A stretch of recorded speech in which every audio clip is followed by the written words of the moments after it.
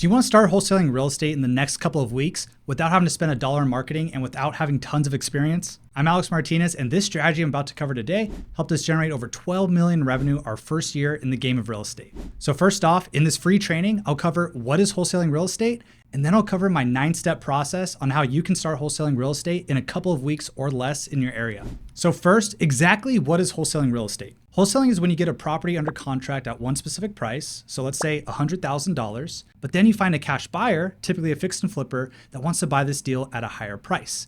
And let's say they want to buy this at $110,000.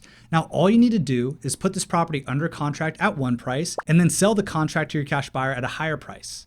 If they want it at $110,000, then you make the $10,000 difference in profit. And it's very simple to understand, but where the money is made is in the effective implementation of the steps and actually taking action. And throughout this free training, I'm going to cover a ton of free downloadable resources that you can grab in the description down below, and these will help you wholesale even faster. Now let's dive right into the 9 steps so you can start wholesaling real estate today. All right, so step number 1, we need to pick your market, okay? Meaning, where are you actually wholesaling and flipping? And I've seen so many people take 2, 3, 4, 5 years to actually get started in real estate because they're afraid to pick their market. They don't know what to do. And 2, 3, 4, 5 years go by and they're in the same exact situation that they were in 5 years ago. And they're disappointed, all because of this step 1 that really can take about 5 minutes to decide. They let that hold them back. So I want to let you know the awareness of this. And there's 2 ways to look at this. And there's a lot of freaking information out there today, guys. And I just want to be the signal through all the noise for you to make this a lot simpler and easier so you can understand and get started and start taking action, getting results. So step number 1 is pick your market. And I look at this in 2 ways. Are you going to start locally in your backyard, locally in the market you live in, or virtually? And I have to discuss this because a lot of people on the internet and a lot of people, from COVID and hopping on Zoom think that, everything can happen virtually all the time. And there's successful people wholesaling and flipping virtually, and there's successful people doing it locally. But I'm here to tell you, in my own personal belief, that you're going to have so much success if you start in your own market that you're actually in. You know so much about your market already than a random market virtually that you have no idea about, right? Starting from, you may have family members in your local market that are involved in real estate in one way or another. You know what are bad streets. You know the good streets. You know some areas where developments are going on, where they're not going on. Guess what? That local knowledge is extremely valuable. If you pick a virtual market you know nothing about, you have to go learn all of those things. And if you've been in your environment, in an area for a few years, or maybe you're in your hometown and you've been there 18, 20, 30 years, 40 years, you know so much about the market, you have so much information that is going to help you actually be successful. So, and I'll use you as an example. So where do you live right now? Carlsbad. In Carlsbad, okay, Yeah, in San Diego County. Yeah. How long have you lived in San Diego County? My whole life. Your whole life Yeah. in San Diego County? Mm-hmm. Okay. So I would say that you probably know more about San Diego County than any other county in the United States. Yes. Okay. So a lot of real estate is local knowledge. You may know, okay, Carlsbad's a nice area, right? You live there, you may see development going on in the downtown area. You may see people moving from Northern California, especially after COVID. Hey, people want to stay in California, but they want to live by the beach. You may see those developments and housing prices go up on maybe certain neighborhoods versus others. And all of that is local knowledge, right? And you may know in San Diego County areas where there's homeless, where you don't want to buy, and probably where you don't want to fix and flip property, where a lot of crime is happening and maybe gang activity. You're not going to know that if you want to start wholesaling in Florida, that you're buying a house where there's 3 gang shootings every single month, where no one wants to move there. Everyone who lives there in that county knows that, and you're not going to be able to resell that house. And the fix and flippers don't want to buy those houses, and no one wants those houses there. So when you start local, 1, you have that local knowledge, whether you know it or not. And that's so important, that knowledge, so you know what are the good streets, what are the bad streets. Now, additionally, what's important too, when you're local is You can go to a property, right? There's going to be properties that you get under contract or you're talking to your real estate agent and they're going to say, hey, come meet me at the property today and we can make this deal happen. And if you're in San Diego County and you're looking at a deal in San Diego County, you can go drive there on your lunch break or after work and meet that agent there. If you're doing that in Florida and you're in California, you know, unless you have a jet, you're not going to get there the same day pretty much, right? So you're not going to be able to do that. And I think what a lot of people disregard and people try and shortcut is actually talking to people and actually building relationships. And if you really want to evolve as a real estate investor, let's just say you want to fix and flip property. Like we've done that virtually. It's significantly harder to do it virtually rather than locally. Right. If I'm flipping a house 2 blocks away or down the street or 30 minutes away, I can drive there, I can check on the property every day or every other day and make sure my contractors are doing a great job. Mm-hmm. Now, in that situation, in a local environment, if you're actually doing this where you live, how easy would it be to meet that agent in 30 minutes or an hour if you're working on this part-time or full-time, making the time investment to actually do this and make it happen? It's going to be a lot easier than if you're doing this virtually 5 states over and you have that conversation with the agent who says, meet me at a property in 30 minutes or 1 hour. Guess what? That ain't going to happen. You know, for you to make that happen, to meet the agent, you're gonna have boots on the ground, people that you know that can meet that agent at a moment's notice for you to be able to get a deal. Because good deals go quick, right? And I want to increase the likelihood of your success. Like this game, to be successful in wholesaling and flipping, it's all about these little things that you need to do to increase your chances for success. And so once again, it's gonna be so much easier locally. Like how I got my start when I first started 10 years ago, I was in San Diego, living in San Diego, and still am today. And so when I got started, I started wholesaling and flipping houses in San Diego. And when there's a lot of other things to learn about this process, just starting locally is gonna make it so much easier for you. All right, am I getting the point across? Now, virtually, if you want to do virtually, right? If you're like, okay, Alex, I don't care, I'm virtual, I don't like talking to people in person or anything along those lines, or maybe you just can't move from your house at all, then you need to do it virtually, all right? So if you want to do it virtually, I recommend that you have some sort of knowledge about the area that you want to invest in. Maybe you have lived there for a long time in the past, but you don't live there now, right? Maybe you just moved from an area, you lived for 20 years, and you're 5 states over, but you still have a lot of contacts in that area, right? It's still an area where you have a network. You can start building a team there, right? That's when you can start doing it virtually.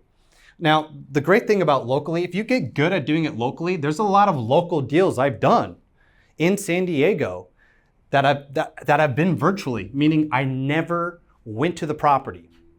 I got it under contract before ever going to the property, and I did it all virtually. I did it digitally without having to go to the property. Those situations will happen even in your own market. But once again, there's going to be deals that come across your plate that locally you need to build rapport with someone. You need to meet someone at the property in order to make it happen, all right? So every market's a hot market to invest in, Yeah. you know? And I think people are trying to look for these different markets and think the grass is greener always over there. And, you know, also people, when they're starting out, beginners, when they're starting out, think that competition is bad. You know, if like San Diego County or Denver, Colorado, like people are like, oh, you know, isn't that competitive? That's a freaking great thing. It means people want to buy houses there. Yeah. You know, and I think people are always trying to do the bare minimum and not do any work. Mm-hmm. And you're not going to be great at anything or make money at anything if you don't go a little bit more than the next person. You don't go a little bit of the extra mile. So, you know, I'm saying these things to you because I think other people are going to be thinking about like, what about this market or that market? I want to do it virtually. I just recommend starting in your own backyard. Yeah. You know, your own backyard in your own county and your surrounding counties. There's more than enough deals to go around. So what I want you to do, challenge you right now in this call is say, hey, am I going to start locally or am I going to start virtually? And I recommend that you start locally, but I want you to make that decision now so this doesn't hold you back and 5 years go by and you're still in the same situation that you're in, all right? Now, in order to wholesale and flip houses successfully, I want to cover this next step, which is going to be finding 3 to 5 cash buyers. Okay, and what cash buyers are, just so everyone knows, these are the buyers that will buy your wholesale deals. All right, these are typically fix and flippers, actively flipping multiple houses per month that want wholesale deals. They want distressed properties to be sent to them, and they want distressed properties to be under contract that all they need to do is sign the dotted line, and then they have a deal, and they'll pay you a wholesale fee. Now, there's sources out there that say, hey, the average wholesale fee can be around 5 to 10% of the value of a property. We've had wholesale fees be $10,000, $20,000, $30,000, even less than that. And I'm not saying you're gonna get more or less than that. It ranges, but you can get compensated for bringing these deals to cash buyers and assigning the contract to them, which we'll cover in here. But you need to find these 3 to 5 cash buyers. What we do as wholesalers is we go after distressed property. So that means property in a distressed condition. So it's outdated, it's stuck in the 60s, maybe it has mold, overgrown shrubbery, water damage, fire damage, anything along those lines, right? It's outdated, because in that situation, what that does is it disqualifies anyone who can get a mortgage being able to buy that property. Right. So automatically what happens, it means that that property needs to go to an investor, no matter what. So just right away, we disqualify 90, 95% of people that can buy this property. So if you don't have that knowledge and you're starting out and you're going after properties that are full retail, meaning they're beautifully renovated properties, that property is not going to be wholesaled. You're not going to get a deal on that deal because you're competing with the open market on it. When we start looking at properties that are distressed, that can actually be flipped, and when it's in this distressed condition, when a normal home buyer can't get a loan on it, what that means is it needs to be purchased for all cash. All right. And as investors, as wholesalers, we're going after properties that need to be purchased for all cash. Because in that situation, that means a fix and flipper is going to want to buy it, right? And it's even important that you do this, even if you're interested in fixing and flipping property. And let me tell you why. I've coached and I've worked with a lot of fix and flippers that say, hey, Alex, I'm not interested in wholesaling at all. That's above me or whatever. I just want to flip houses and make beautiful houses. And then my next question is, okay, well, if you're so serious about this and you've been doing this, right? Let's say this was an active fix and flipper, is what I've heard a lot. I asked them, how many contracts have you canceled in the last month that you thought you were going to fix and flip, and you got under contract to buy and something came up, you saw, hey, that cracked slab, I didn't underwrite the deal for that, and it needs $20,000 more of repairs, or you had too many projects going on, and so you had to cancel a contract. You didn't actually take that fix and flip all the way through. You didn't buy it. And I've heard anywhere from, 3 deals a month, 3 contracts a month we cancel, right? So in that example, if you're a fix and flipper and you're canceling 3 contracts a month and you're just saying, nope, we're not going to do it. You know what? Too many projects going on, or the deal's too hairy. And you're not aware of how to wholesale a deal and the process on how it works, then you are truly leaving a lot of money on the table. Because if you're canceling a contract and not even attempting to wholesale that contract, and let's just say, for example, you're able to make $10,000 per contract that you canceled, it's not a far off number from what is possible to achieve from wholesaling a property. Well, if they're canceling 3 contracts a month that they could have wholesaled, in this example, that's $30,000 a month they're leaving on the table that they could have achieved. And now when we extrapolate that across a year, 12 months, right? That's $360,000, 3 deals a month, $30,000 a month times 12. That's a lot of money, right? And that's a lot of money that can be used for operational costs in your business. That's a lot of money that can be used for investing into your own education. That's a lot of money that can be used for hiring employees, right? And so if you want to be a fix and flipper, learn the heck how to wholesale, right? Otherwise, you're going to be leaving a lot of money on the table. So I want to make that point very clear if you're here, right? Because we have people that want to wholesale and fix and flip, and we always recommend doing both, right? So, we have this saying, you want to cherry pick the best, flip the best, wholesale the rest when you get to that level. Now, when we're starting out, wholesaling is the perfect opportunity to start out because there's a lot of risk once you start to flip houses, and there's risk in everything that you do. And we want to minimize risk as much as possible. And when we do things the right way, when wholesaling, you can actually have little to no risk when done the right way, understanding the contracts, which are so important, underwriting the deal the right way, understanding the timelines of the deal, right? You're able to protect yourself and back out if you need to. If you're not able to find a buyer, right? If it's not a good deal and you messed up something, you can back out of the deal, do the contract when done the right way. Now, if you're doing a fix and flip deal and you buy that deal and you're renovating it and a lot of things come up, there's no canceling the deal at that point, right? You're in the deal, you're pot committed, right? And so understand wholesaling is the perfect playing ground to get started. There's so many benefits to it. You're gonna be able to network with other cash buyers, the fix and flippers that you're wholesaling the deals to. You're gonna be able to start to analyze, what are they analyzing their numbers at? You know, how well did they do on this deal? What was their profit potential? Who are their contractors that they're using? You know, as a wholesaler, if you start to absorb that information, if you're aware of that, when it comes to fixing and flipping, guess what? You know, what contractors should you use to fix and flip your house? Maybe the ones that your cash buyers are using on a monthly basis that are proven, that are vetted, that do great, phenomenal work, that hit timelines, right? So that's why wholesaling is such an awesome playing ground if you truly, truly, truly want to fix and flip and renovate property, all right? So with this step, finding 3 to 5 cash buyers, we want to do this in step 2, right? So many people get so excited about finding the deal, and that's going to come. But if you don't have the exit strategy in mind when wholesaling, if you don't know your end buyer beforehand, how do you know you're going to find the right deal for them? How do you know that you're going to find exactly what they want, right?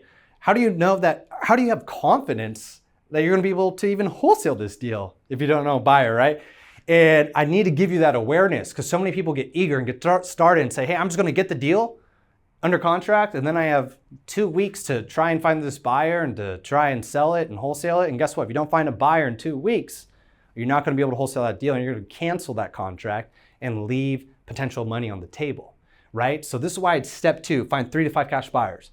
This doesn't have to take weeks. It doesn't have to take months. This can happen in 24, 48 hours. Now, this is something I want to recommend. You always keep your cash buyers cap on.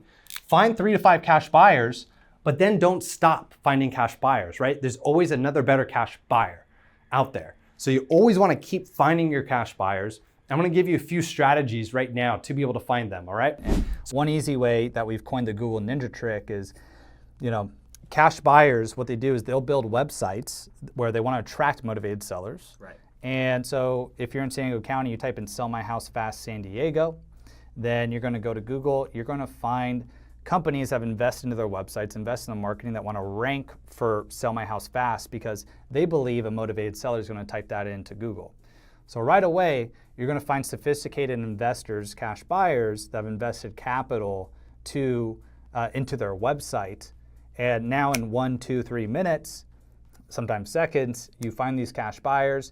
And now you reach out to them, you talk to them, you speak to them, and you understand what are your needs? What do you want? What types of deals are you doing? What areas do you like to buy property in?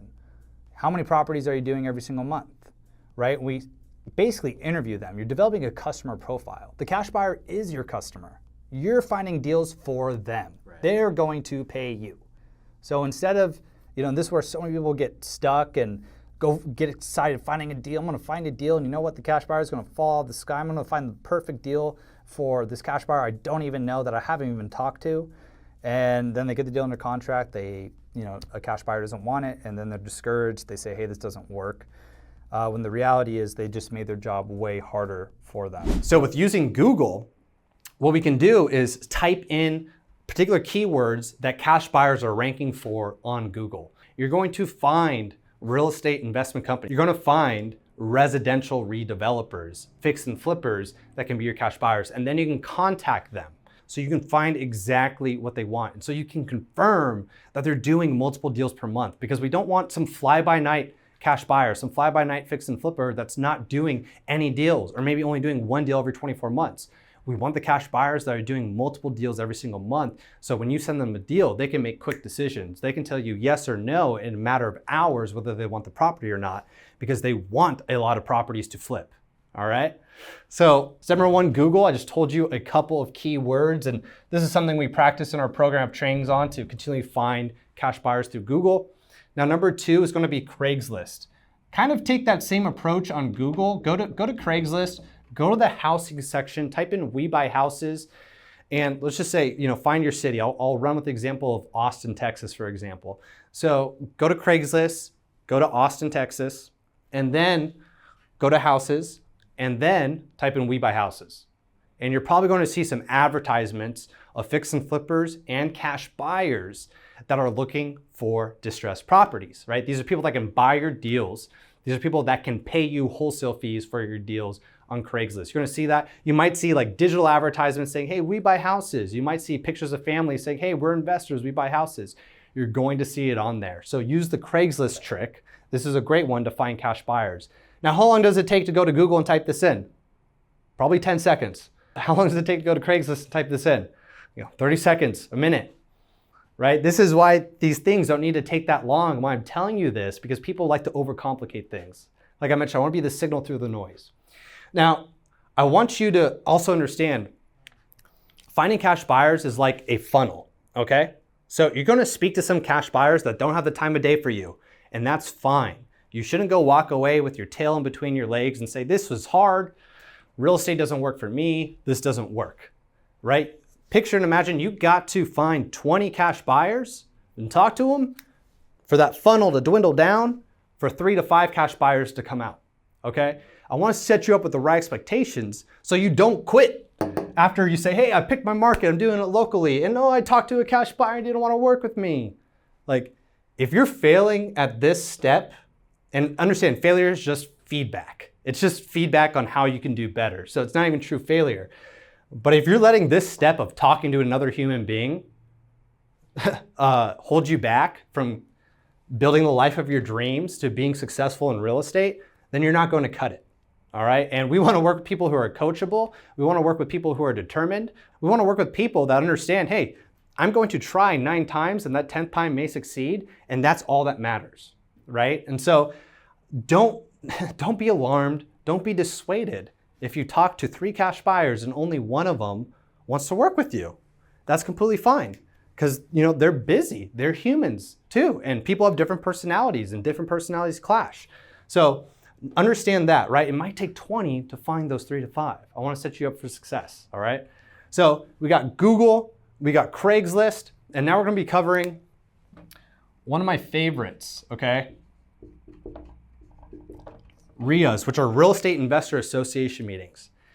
Over 12 years ago when I started, young buck, 19, 20 years old, I attended every single real estate investing association within an hour and a half of my area. Yeah. And these are meetings where real estate investors go and hang out. So if you're serious about being a real estate investor, you attend these meetings, and you can just Google Real Estate Investor Association meeting and your city name.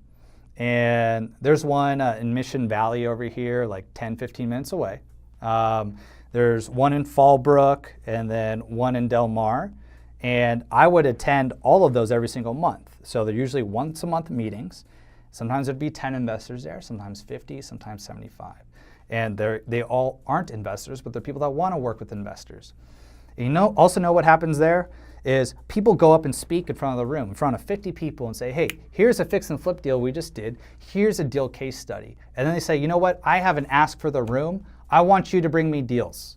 So now you have a cash buyer because you attended to this investor association meeting. You went there. You did what most people don't do. Most people won't go to a meeting. This is why I was talking about virtual wholesaling. Most people aren't trying to do like the little work of drive 15 or 20 minutes, go to a meeting, find a cash buyer. You can shake their hand, look them in the eye, see what types of deals they're looking for. By the way, they're telling you in front of the whole entire room what types of deals they're looking for. And now, real estate it's a numbers game, but it's also a relationships game, right? We need this cash buyer to close on this deal. We need to be communicative with them. They need to communicate to us. And people are most likely going to respond to your texts a lot more if you meet them in person. You shake their hand, you look them in the eye, you take a server approach, you ask what types of properties are they looking for, and now you bring them those exact properties, right? And what I always suggest, no matter what, find 3 to 5 local cash buyers in your area doing multiple deals every single month. And you may ask, well, how do you, well, we talked about how to find them. How do you make sure they're actually doing deals? You talk to them. You ask them, how many deals are you doing per month? Now, this is good old-fashioned networking. But when you go to a Real Estate Investor Association meeting where real estate investors go to hang out, to network, to learn, that's where you're going to meet them. So this is the signal through the noise and the types of meetings. Just Google this. Now, sometimes these are free, right? And that's how we can do it with $0. But guess what, guys? Sometimes it's $10 or $20 to hang out for 1 to 2 hours. But is that worth it to find a cash buyer that could potentially pay you $5,000, $10,000, $15,000 per deal? And I'm not saying every deal is going to be like that, but that's the potential of what can happen through finding one cash buyer. You know, I'm happy paying $10, $20 for that to happen. And this has happened multiple times where I've met cash buyers, I've met private lenders, I've met hard money lenders, I met the people that I needed to grow my business at these meetings, not just cash buyers. There's so many good things that happen. You know, so many good things that happen through osmosis and RIAs. How did you, like 18, 19 years old at these, RIA meetings, how did you like introduce yourself? Were you just like, I'm a new investor, or did you say wholesaler? Like I don't know how to go about that conversation. I have nothing under my belt, so it's a very nerve-wracking interaction, you know what I mean? And it's only kind of early on in the process. So how would you recommend that someone like me, say I went to a RIA tomorrow, kind of introduce myself and my real estate experience? Yeah, for you, I'd say, hey, my name's Tim. Just want to come here, learn more about real estate investing, and I'm actively looking for wholesale and flip deals as well. Are you wholesaling or flipping by any chance? Oh, you're flipping? Oh, perfect. What types of deals are you looking for? I'll just roll into that. Yeah. Okay, cool. Do you think if I bring you a deal that fits your criteria and hits your minimum profit, do you think you'd be interested in that? And say, yeah. Okay, great. What are you looking for? It's that simple, huh? It's that simple. Yeah. Like every single fix and flipper, what they want are more deals. Yeah. So, you can, if you haven't done a deal before, hey, I'm interested in wholesaling and flipping. What types of deals are you looking for? Basically what you're saying is like, I'm going to work for you for free. I'm going to find you exactly what you want. Yeah. Just tell me. And now you're in person with them. Yeah. Where are they going to go? I mean, that fix and flipper is there at that meeting to get deals. Yeah. They want to talk to people like you.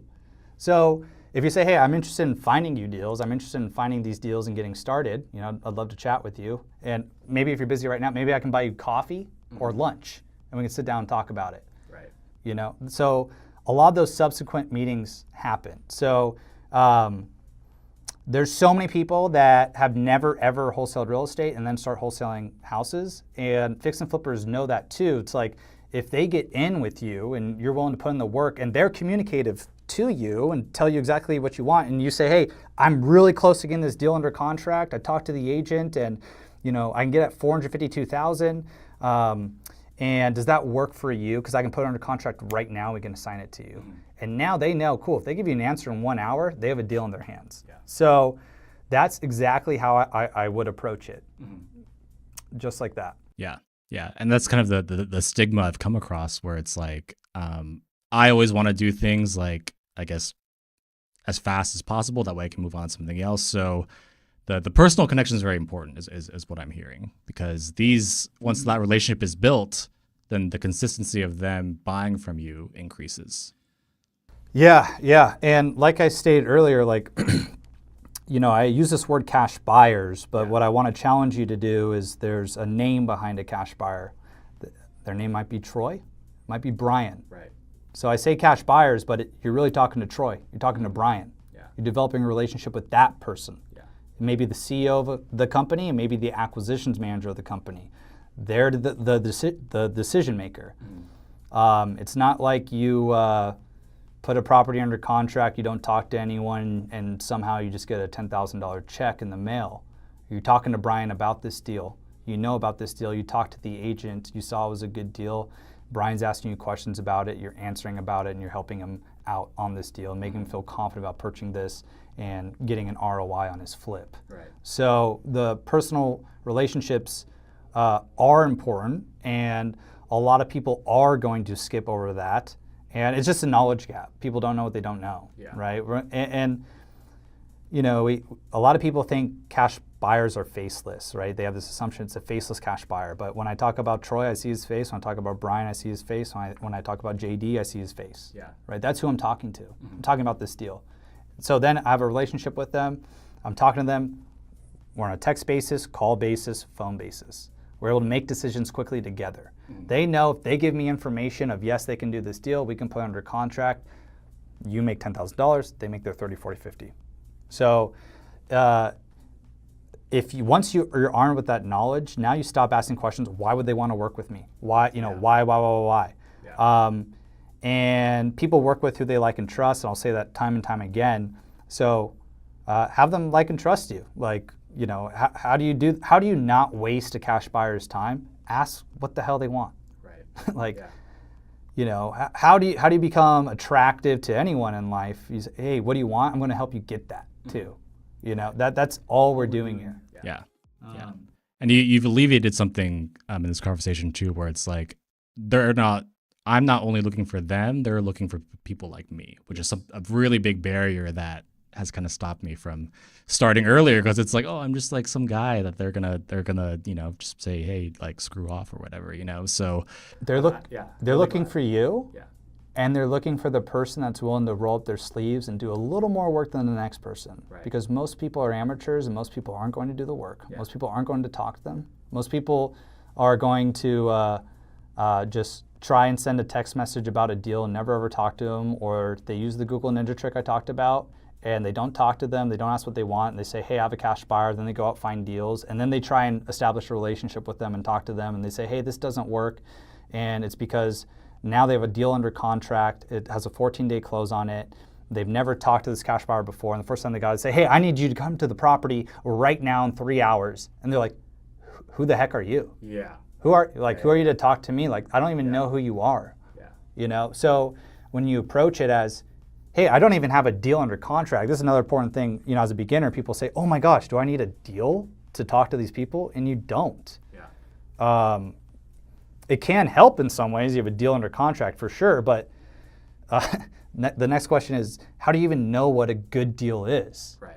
You know what a good deal is when you talk to your cash buyer to buyer deals and they tell you what they want. That's what a good deal is. Yeah. So people are just like theoretically trying to figure this game out of like, no, I'm going to find the deal first. It's a good deal. You don't know what a good deal is if you don't talk to a cash buyer and they tell you what a good deal is. Yeah. And then, one that's online as well, just pretty simple, Facebook groups. And I just want to give you some simple strategies. There's a ton of different strategies to find them, but so many people get bogged down. Like, for example, like there's people that will tell you, oh, you know what? You want to send all these mailers to all these potential cash buyers. I'm like, really? You want to write 100 letters or go get 100 letters made? Take a week, take a month to do that. So you can go write those letters, lick those envelopes, hit the stamps, go send them, then you twiddle your thumbs, you get some mailers back that say, hey, stop sending me mail, or return to sender, to then, wait a month to find a cash buyer. Or you want to frickin' go to Google and then in 5 minutes, call a potential cash buyer and have a conversation with them and they're interested in working with you. Time is money. Time is money. Time is everything, right?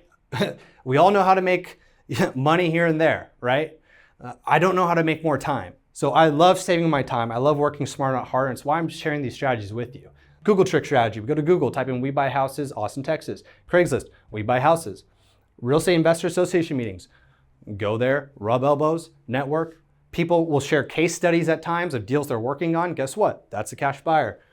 Facebook groups, okay? Now with Facebook groups, go to Facebook, type in Real Estate Investor for your area, Austin, type in Real Estate Investing. You can type in wholesaling, all these different things, all these different keywords, and you're gonna find groups that you can go in there and then ask and see, hey, is anyone interested in buying houses below market value? That's what I do. I get these properties under contract below market value, and I'd love to be able to sell them to you. I'd love to be able to sell you the interest in these contracts to you, right?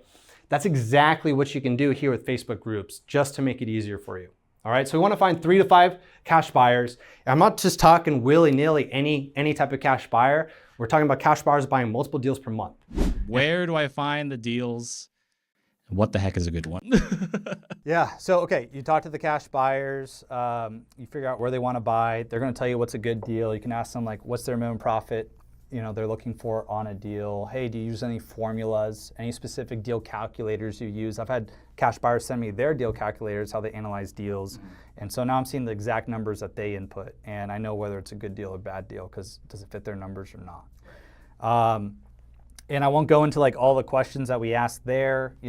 We have created a free resource, so I'll put that in the description for anyone who wants our cash buyer script on exactly what to say. And so now let's go into finding these deals, right? So this is what everyone's been buying their nails about, right? How to find deals, right? So our favorite way to find deals is the multiple listing service, the MLS. Now, just so you know, the MLS, what that means, there's like over 600 of MLSs across the nation. They're different softwares that realtors use to list real estate properties for sale so that all the real estate agents and real estate professionals in the area can know what's for sale. And I learned at a young age that there's distressed properties on here. And depending on your area, every day there are distressed properties being uploaded. And that these distressed properties need to go to a cash buyer. These distressed properties cannot be bought by a normal homeowner that can get an FHA loan, a normal conventional loan. So there's deals on the MLS. Yeah. That was going to be my next question is how many like distressed properties like come across your table? I mean, for any wholesaler's table, because to me, it's like, okay, I don't look at these stats. So it's a concern of mine would be like, are these distressed properties going to come up all the time? How frequent would you say they come up? Yeah, I started in 2012, and pretty much every single day there's distressed properties that come up on the market. Yeah. I haven't ever seen a time where they're not on the market, and so that's an important thing to understand. You need to understand, like for example, what's the divorce rate in the United States? I mean, they say 50%, maybe close to it. Yeah, maybe around 50%. So let's say someone's going through a divorce and they're having a hard time, and it's one of their old properties and they don't really care about it and they just want to sell this property quickly, plus the property's in distressed condition. That's happening all the freaking time. I mean, how many people are losing their jobs, right?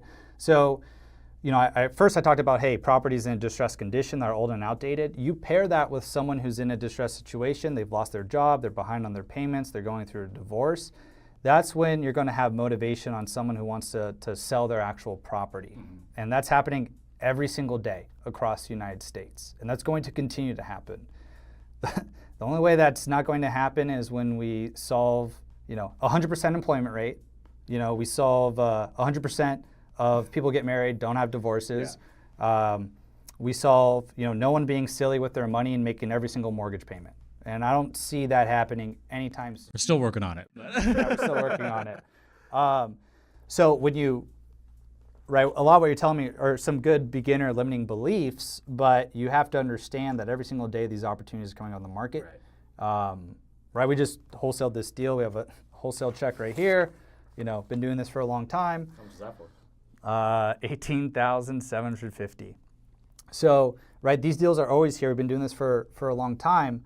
But, right, we just looked on the other day, right? You showed me this deal, and yeah, my first lookup that I showed Alex, yeah. And then we started going into it and how not going about it the right way, but that was a distressed deal. And in the description it said, hey, this is a fixer-upper and perfect for an investment. And so the real estate agent is, they're admitting that this is an investment deal. It's going to go to an investor. Right. And what you need to understand when we're dealing on the open market is that we can compete. You and I can compete against companies that have been doing this for 20 years. Mm-hmm. Because if we talk to this real estate agent, they like us, they trust us, they believe that we have the ability to close on this deal, which we do when we have our cash buyers lined up, and we have the same offer price as another investor, why wouldn't they go with us? If it's the same exact price, it's going to go to an investor, it's going to go all cash, and we were more communicative, and we paid this agent the time of day, and we gave him no reason to think that we could not close on this deal, why wouldn't they go with our offer? And that's just what we see time and time again for years on why we're able to get these deals that are on the MLS listed with real estate agents. Right. And so when I say MLS, think about your particular market, your particular area. It's the software that realtors pay for that lists all the property. It shows you all the property that's for sale, that's been for sale, it's expired, all of this rich data that as a real estate investor, we really feel is extremely crucial to your success, all right? And so let's say you're not licensed. Like, you don't have to do any of this, or you don't have to get licensed to wholesale and flip houses. I'm telling you right now. But there are benefits to getting licensed, and one of them is you easily get access to the MLS. Now, I'm not licensed myself, but there's easier ways to get access to the MLS as well. But it's just that, getting your real estate license, like some people like put shame on that or whatever, it's an extra tool in your tool belt. I encourage it. It's not necessary or mandatory, but it can help. And you'll get access to the MLS. That's one good reason. But guess what? In a lot of areas, there's something called assistant access. Important to understand. Assistant access, clerical access, has different names, but usually we see assistant access. And what I've had in San Diego multiple times over the last decade is assistant access in San Diego. That allows me to see all the access, or all the deals, all the listings, and I'm not even licensed, right? So in some areas, realtors can grant assistant access to the MLS, so you can access it and you can find distressed deals every single day and use it to be able to reach out to agents. Because what's great about the MLS too, it has the contact information of the listing agent of a property, the agent that's selling a property. It has their phone number, it has their email in there. And so you can contact them directly, which is part of this strategy and will always be part of the strategy. You talk to the person who's in charge of the deal, right, directly. And what's beautiful about the MLS, guess what? If a house is for sale in the MLS, that seller of that property has their hand raised and is saying, I am interested in selling my property, right? You need to understand what we're all looking for as investors. If you want to wholesale and flip, we're all looking for motivated sellers, people that want to sell their property. Every house that's for sale in the MLS, the seller wants to sell their property. So we've made our job a lot easier for us. Instead of having to dig around and spend $30,000 a month in marketing with mailers and paid advertising or different things, I can just go to the MLS, find a distressed property, and know that that deal is going to go to an investor. So why not me? Why not me? I can get this deal under contract. I can wholesale it to one of my cash buyers. So you need to understand that these deals are there. So you can get access to the MLS. Now, a couple other ways that's pretty good are realtor.com. I got some chicken scratch, we'll do good. Redfin.com, Zillow, okay? Now there's also PropStream, or there's also other softwares like PropStream, Privy, right? There's other ways to access on-market properties, but we love using these free strategies in order to find these listings. Let me make it easier for you though. Let's say you're like, hey man, I just want to get started right now. I don't want to talk to any real estate agents about getting access to the MLS and you don't want to get your real estate license. Let's just use redfin.com, for example. So redfin.com, very smart website. It's a real estate brokerage. And a lot of the times, the properties that are listed on the MLS for sale on the open market are going to be put onto Redfin because these agents can click a button that says syndicate, put it on realtor.com, redfin.com. So what we like to do when we look at properties on Redfin, let's say you pull up San Diego County, for example, there's a few ways to do it. What I always like to do is let me just sort through all the new listings on a day-to-day basis in the last 24 hours, and I'm going to see the ones that look distressed in that distressed condition, and I'm going to read the description as well, right? Just like that property we looked at. It said fixer-upper. It's an investment property. That's what I want to call on. I'm not going to go look at the photos of a property that's beautifully renovated. It says, hey, this is perfect for the first-time home buyer, move in with your kids, it's move-in ready. That's not a distressed property. And so when I say, hey, this is about wholesaling and flipping properties from the MLS, so you don't need to spend any money in marketing. That's the beautiful thing. Realtor, Redfin, Zillow have access to MLS listings that are on there, right? If you go to Redfin right now in your area, or Zillow or Realtor, and you see a house for sale, and you see the real estate agent's name, it's most likely on the MLS in your area. So these can be as good as the MLS. The difference is that the MLS is just going to have a lot more rich data. For example, sometimes the confidential remarks are on here telling you the seller's true motivation, telling you additional things that are wrong with the property. They're going to be able to help you move this deal forward or get a better price on this deal, right? So there's more information on there. And so these are the ways to find the on-market properties. Remember, we've seen 86 to 91% of all houses, all real estate transactions that go for sale, 86 to 91% on the MLS, meaning on these platforms. Huge, huge opportunity, right? So how do we find these properties now? All right, let's cover a few strategies. So number one, day zero strategy.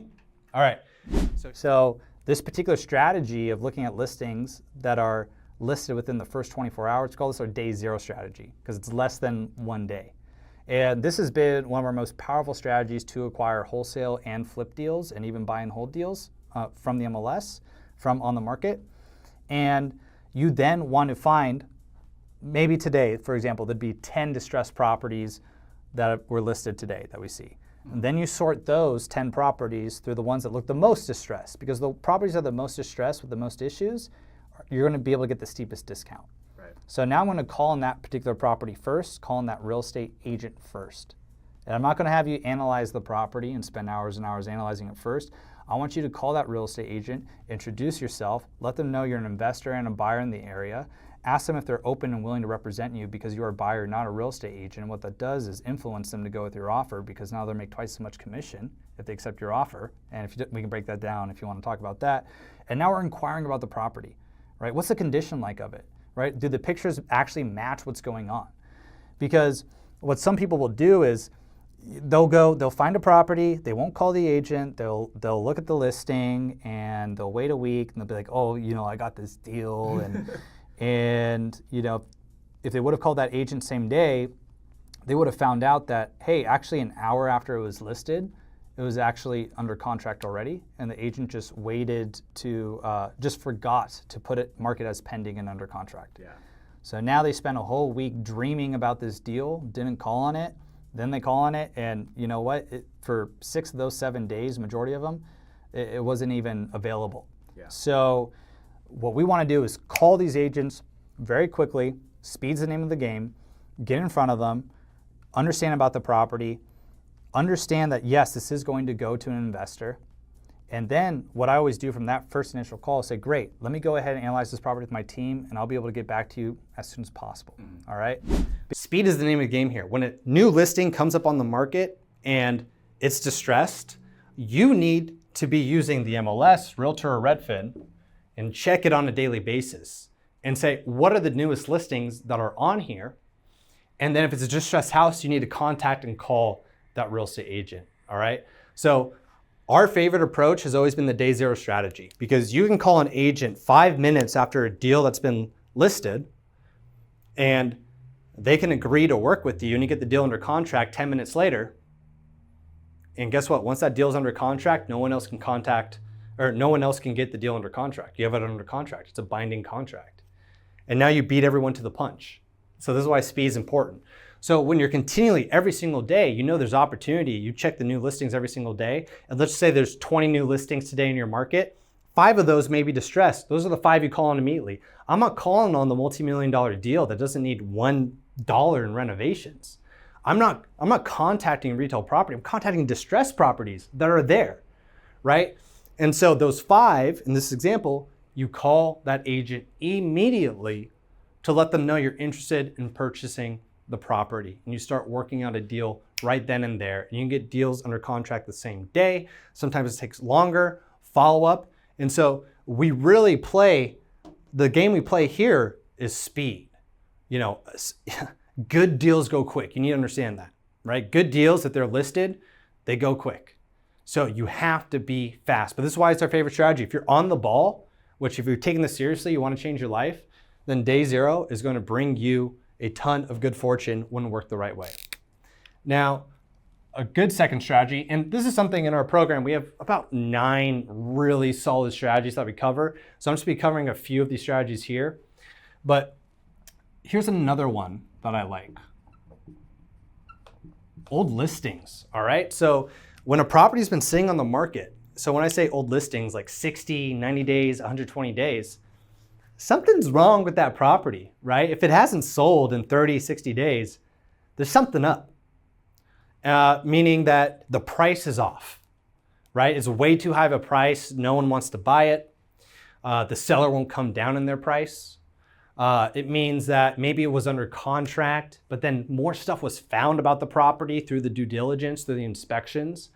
And so now it fell out of contract because the seller wouldn't adjust the price. It could be that the property's sitting on the market because there was a death in a family member and there's a lot of legal matters that they have to work out before they can actually sell the property. It could be that there's a divorce going on and they have to, settle some legal things in order to actually sell the property. There's a ton of personal reasons on why a property can be sitting on the market. So while speed is the name of the game here, what's also important, this is important in all facets, is to be a solutions provider, right? So now we call on old listings that are sitting, that are distressed. And when you talk to this real estate agent, we're saying, hey, what's the situation? What's the problem here? What's going on? I'm interested in purchasing this property. I think, I would think it would have sold already. Can you tell me a little bit more about it? Right, when we do that, if we uncover problems and you can help solve those problems, perfect. You can potentially get the deal because agents work with who they trust and like.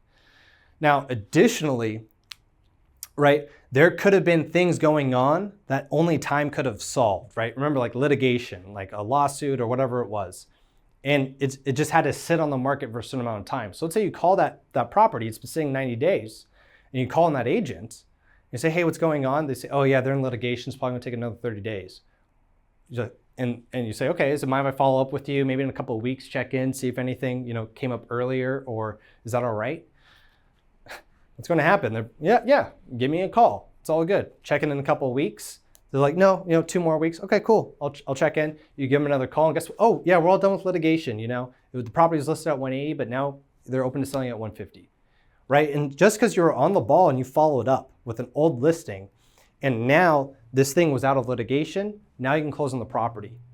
And it's really as simple as that in some of these scenarios. And people just don't have an awareness that sometimes time can kill all deals, but time can make all deals happen. Now, additionally, on the MLS, on these platforms, another strategy, it's pretty simple, are word searches.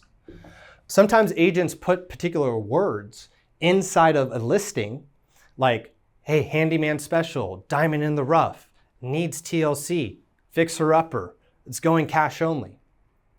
And these key words, when you do a search on your MLS, on these platforms, you can find now all of the properties that are listed for sale that have those key words and start to sort through there. And they might be listed within the last week, or they might be sitting on the market for a long time, but now you're doing kind of just a different search. The properties that are missed through the cracks, you're using these word searches to find them. All right, so that's another good one that we like. All right. And then for number 4, we're gonna have right here, this one's just like a fun freebie. So if Redfin works in your market, it works in a lot of markets, there's actually a filter on there that has fixer-upper, and they use their own algorithm. It's not always correct, but you can go to your market and then go check mark fixer-upper, and then go look at all listings that Redfin has pulled as fixer-upper. So just a really quick, easy way to find distressed deals. And if you're serious about this and following these steps and you're following along, well, and you're like, man, I haven't got a deal yet. And I talk to you and I say, well, have you gone to Redfin and have you looked at all the fixer-upper leads in your area? And you tell me no, then I'm gonna know you're not serious, all right? Because I'm telling you exactly what you need to do in order to be successful and find these deals, right? So here's how we find deals. Guess what? We do this on a daily, weekly, monthly basis. You do this, you're gonna find deals that you can then wholesale, then you can then fix and flip, all right? So let's go to the next step now. Now we know how to find deals. The next step that we have is how to talk to real estate agents. Now this is very important because it's important to come off as a professional. Competent people don't like to work with incompetent people. So when you can be competent and have an understanding of what you're doing in this process, and competence can be as simple as, hey, you found your cash buyers first, so when you get a deal under contract and you want to wholesale it, 2 weeks doesn't come around, you can't wholesale the property, you then have to go back to the agent, cancel the contract, and you say, oh, I wasn't able to close on the deal, and really you just couldn't find a cash buyer. That's incompetence, right? So it's about thinking a few moves ahead here. And with talking to real estate agents, we're gonna talk to them on the phone, all right? This is not something that you wanna just text agents all the time or email all the time. You wanna talk to people on the phone. And I'll use this analogy. You ever get a text message and you look at it from a person, and you're like, man, I don't really know what they're saying. Like that seems kind of weird or mean. Man, they used an exclamation at the end there. Like, oh, are they mad or what? Like that happens all the time and it can be taken out of context. But when you talk to someone on the phone, you understand their tonality. You can really talk to them and connect with someone. And that's so important. You can ask them an immediate question, an immediate follow-up question, and get deals done. So talking to agents is of the utmost importance. And what you need to understand, everyone, understand, why do we like the MLS so much? Why do we like on-market leads? This is not cold calling. In my eyes, cold calling is calling someone that doesn't want your phone call. Cold calling is calling someone that's not expecting your phone call. Guess what? On the MLS, when an agent lists a property, they want phone calls. They're expecting phone calls. They get paid by picking up phone calls, accepting offers, and closing deals. So these are warm and hot phone calls. That's what I like. I personally don't like cold calling. I like making warm and hot phone calls. I like when I call an agent and I talk to them about a great offer price and they say, hey, I like that. I know what's going on in their head. If I close this deal, I get a commission and I make money, right? So you need to understand these are warm and hot phone calls. These agents want to pick up your phone calls. These agents know, you got to know that when they close the deal, that's when they get paid. All right. So that mind shift is very important because a lot of people are like afraid of calling. Oh my gosh, I don't know if these agents want to talk to me. Guess what? They want to talk to you. And the more you practice and the more you know your stuff and the more experience you get, the more they're going to want to talk to you and the more deals you're going to be able to close. So these are warm and hot phone calls. So with talking to real estate agents, it's pretty simple. Let's say you've gone here, day zero strategy. I find distressed property on the market. It looks distressed. I look at the photos of the property. It needs fixing up. So we found a property that's in a distressed condition. That's what we're looking for. So, hey, it's got mold on it, overgrown shrubbery. Man, the fence is all messed up. You go inside, it's outdated from the 70s. It has holes in the roof, right? It's distressed, right? It's in a distressed condition. I'm going to call in that deal because that deal needs to go all cash, right? This is a deal that I can provide to my cash buyers and or if I have the knowledge and experience and the right training and education, I can fix and flip the property. Right? Really quick question on the calling the agent. Yeah. How would you introduce yourself the same way you would introduce yourself to like a cash buyer? Great question. So, okay, I do not say I'm a wholesaler to a real estate agent. Never say that. You don't want to say that because there's a lot of people that are amateur wholesalers, have no idea what they're doing. You know, they watch a 20-second TikTok video and then try this and they don't know what they're doing and they're 16 years old and they say I'm a wholesaler and they waste everyone's time. So you don't say you're a wholesaler to a real estate agent. And I don't consider this lying at all. Like wholesaling, just so everyone understands, has been going on since the beginning of time, right? There's, like, I have friends that are attorneys that wholesale commercial properties and office buildings. They just call it an assignment of contract. The general name for it's wholesaling. So you don't even have to label yourself as a wholesaler. The way I look at myself as a real estate investor, I've been wholesaling and fixing and flipping from a very young age. So I've always looked at myself as a buyer, as an investor, and I recommend every single person looks at themselves as this way. Because if you tell a real estate agent you're a wholesaler, what you're telling them is you're not the decision maker. And they want to talk to decision makers. When you say, hey, I'm a buyer and investor, you're implying that you are the decision maker. And so it's all these little things, right? Automatically, if anyone's listening to this and wants to wholesale real estate, if you're telling real estate agents that you're a wholesaler and you haven't got any deals, that's probably one of the biggest reasons why. Yeah. So you're Tim, hey, you're a buyer and investor, right? So that's what you say. Yeah. Got it. Which I am, or hope to be after the end of this, right? Yeah, and it's like, you are an investor, you've invested in the stocks and everything along those lines. And I also believe it's like, you're not going to become a real estate investor until you see yourself as one. Right. So if you're telling yourself every single day, I'm not a real estate investor, I'm not a real estate investor, I'm not a real estate investor, and like you're not saying you're a real estate investor and you're telling other people you're not a real estate investor, you're probably not going to become a real estate investor. If say I'm a real estate investor, and like to yourself, your self-talk is like, I'm looking at these properties, I'm going to find my next deal, I'm going to find a profitable deal. Like, I'm a real estate investor. This is why I'm reading the books. This is why I'm taking the courses. This is why I'm getting the coaches. This is why I'm doing this. This is why I'm taking my daily actions. Then I believe you are a real estate investor. And so the more you believe that you are one, and I'm a real estate investor without a doubt, like, start believing like that without a doubt. Because even before I did my first deal, I believed that without a doubt. Just like anyone who's successful in anything, they have to believe that they can be that thing without a doubt. So, you know, and if someone's listening to this and aren't capable of doing that, then they need to work on their own self-talk. They need to work on their own mindset. They need to work on their self-concept and their self-image. That's very, very, very important. Yeah. Right? So now at this particular point of time, I call that agent. It's as simple as, hey, is this Marissa? Hey, Marissa, this is Alex with ABC Homes. Just want to give you a call about the property at 1234 Hurst Drive. Is right now a good time to talk about it? Okay, awesome, awesome. Oh yeah, and by the way, you know, I am unrepresented. I was wondering if you're open to representing me. I am a cash buyer. You know, I like this property. If it works out, love to have you represent me, right? And when we start the conversation like that, what we're doing is allowing them the opportunity to represent us as our buyer's agent too, which is a great way to incentivize an agent. So agents will make anywhere from 2.5% to 3% commission when selling a property. So if the property, I'll use a really low example, well, I'll use $300,000.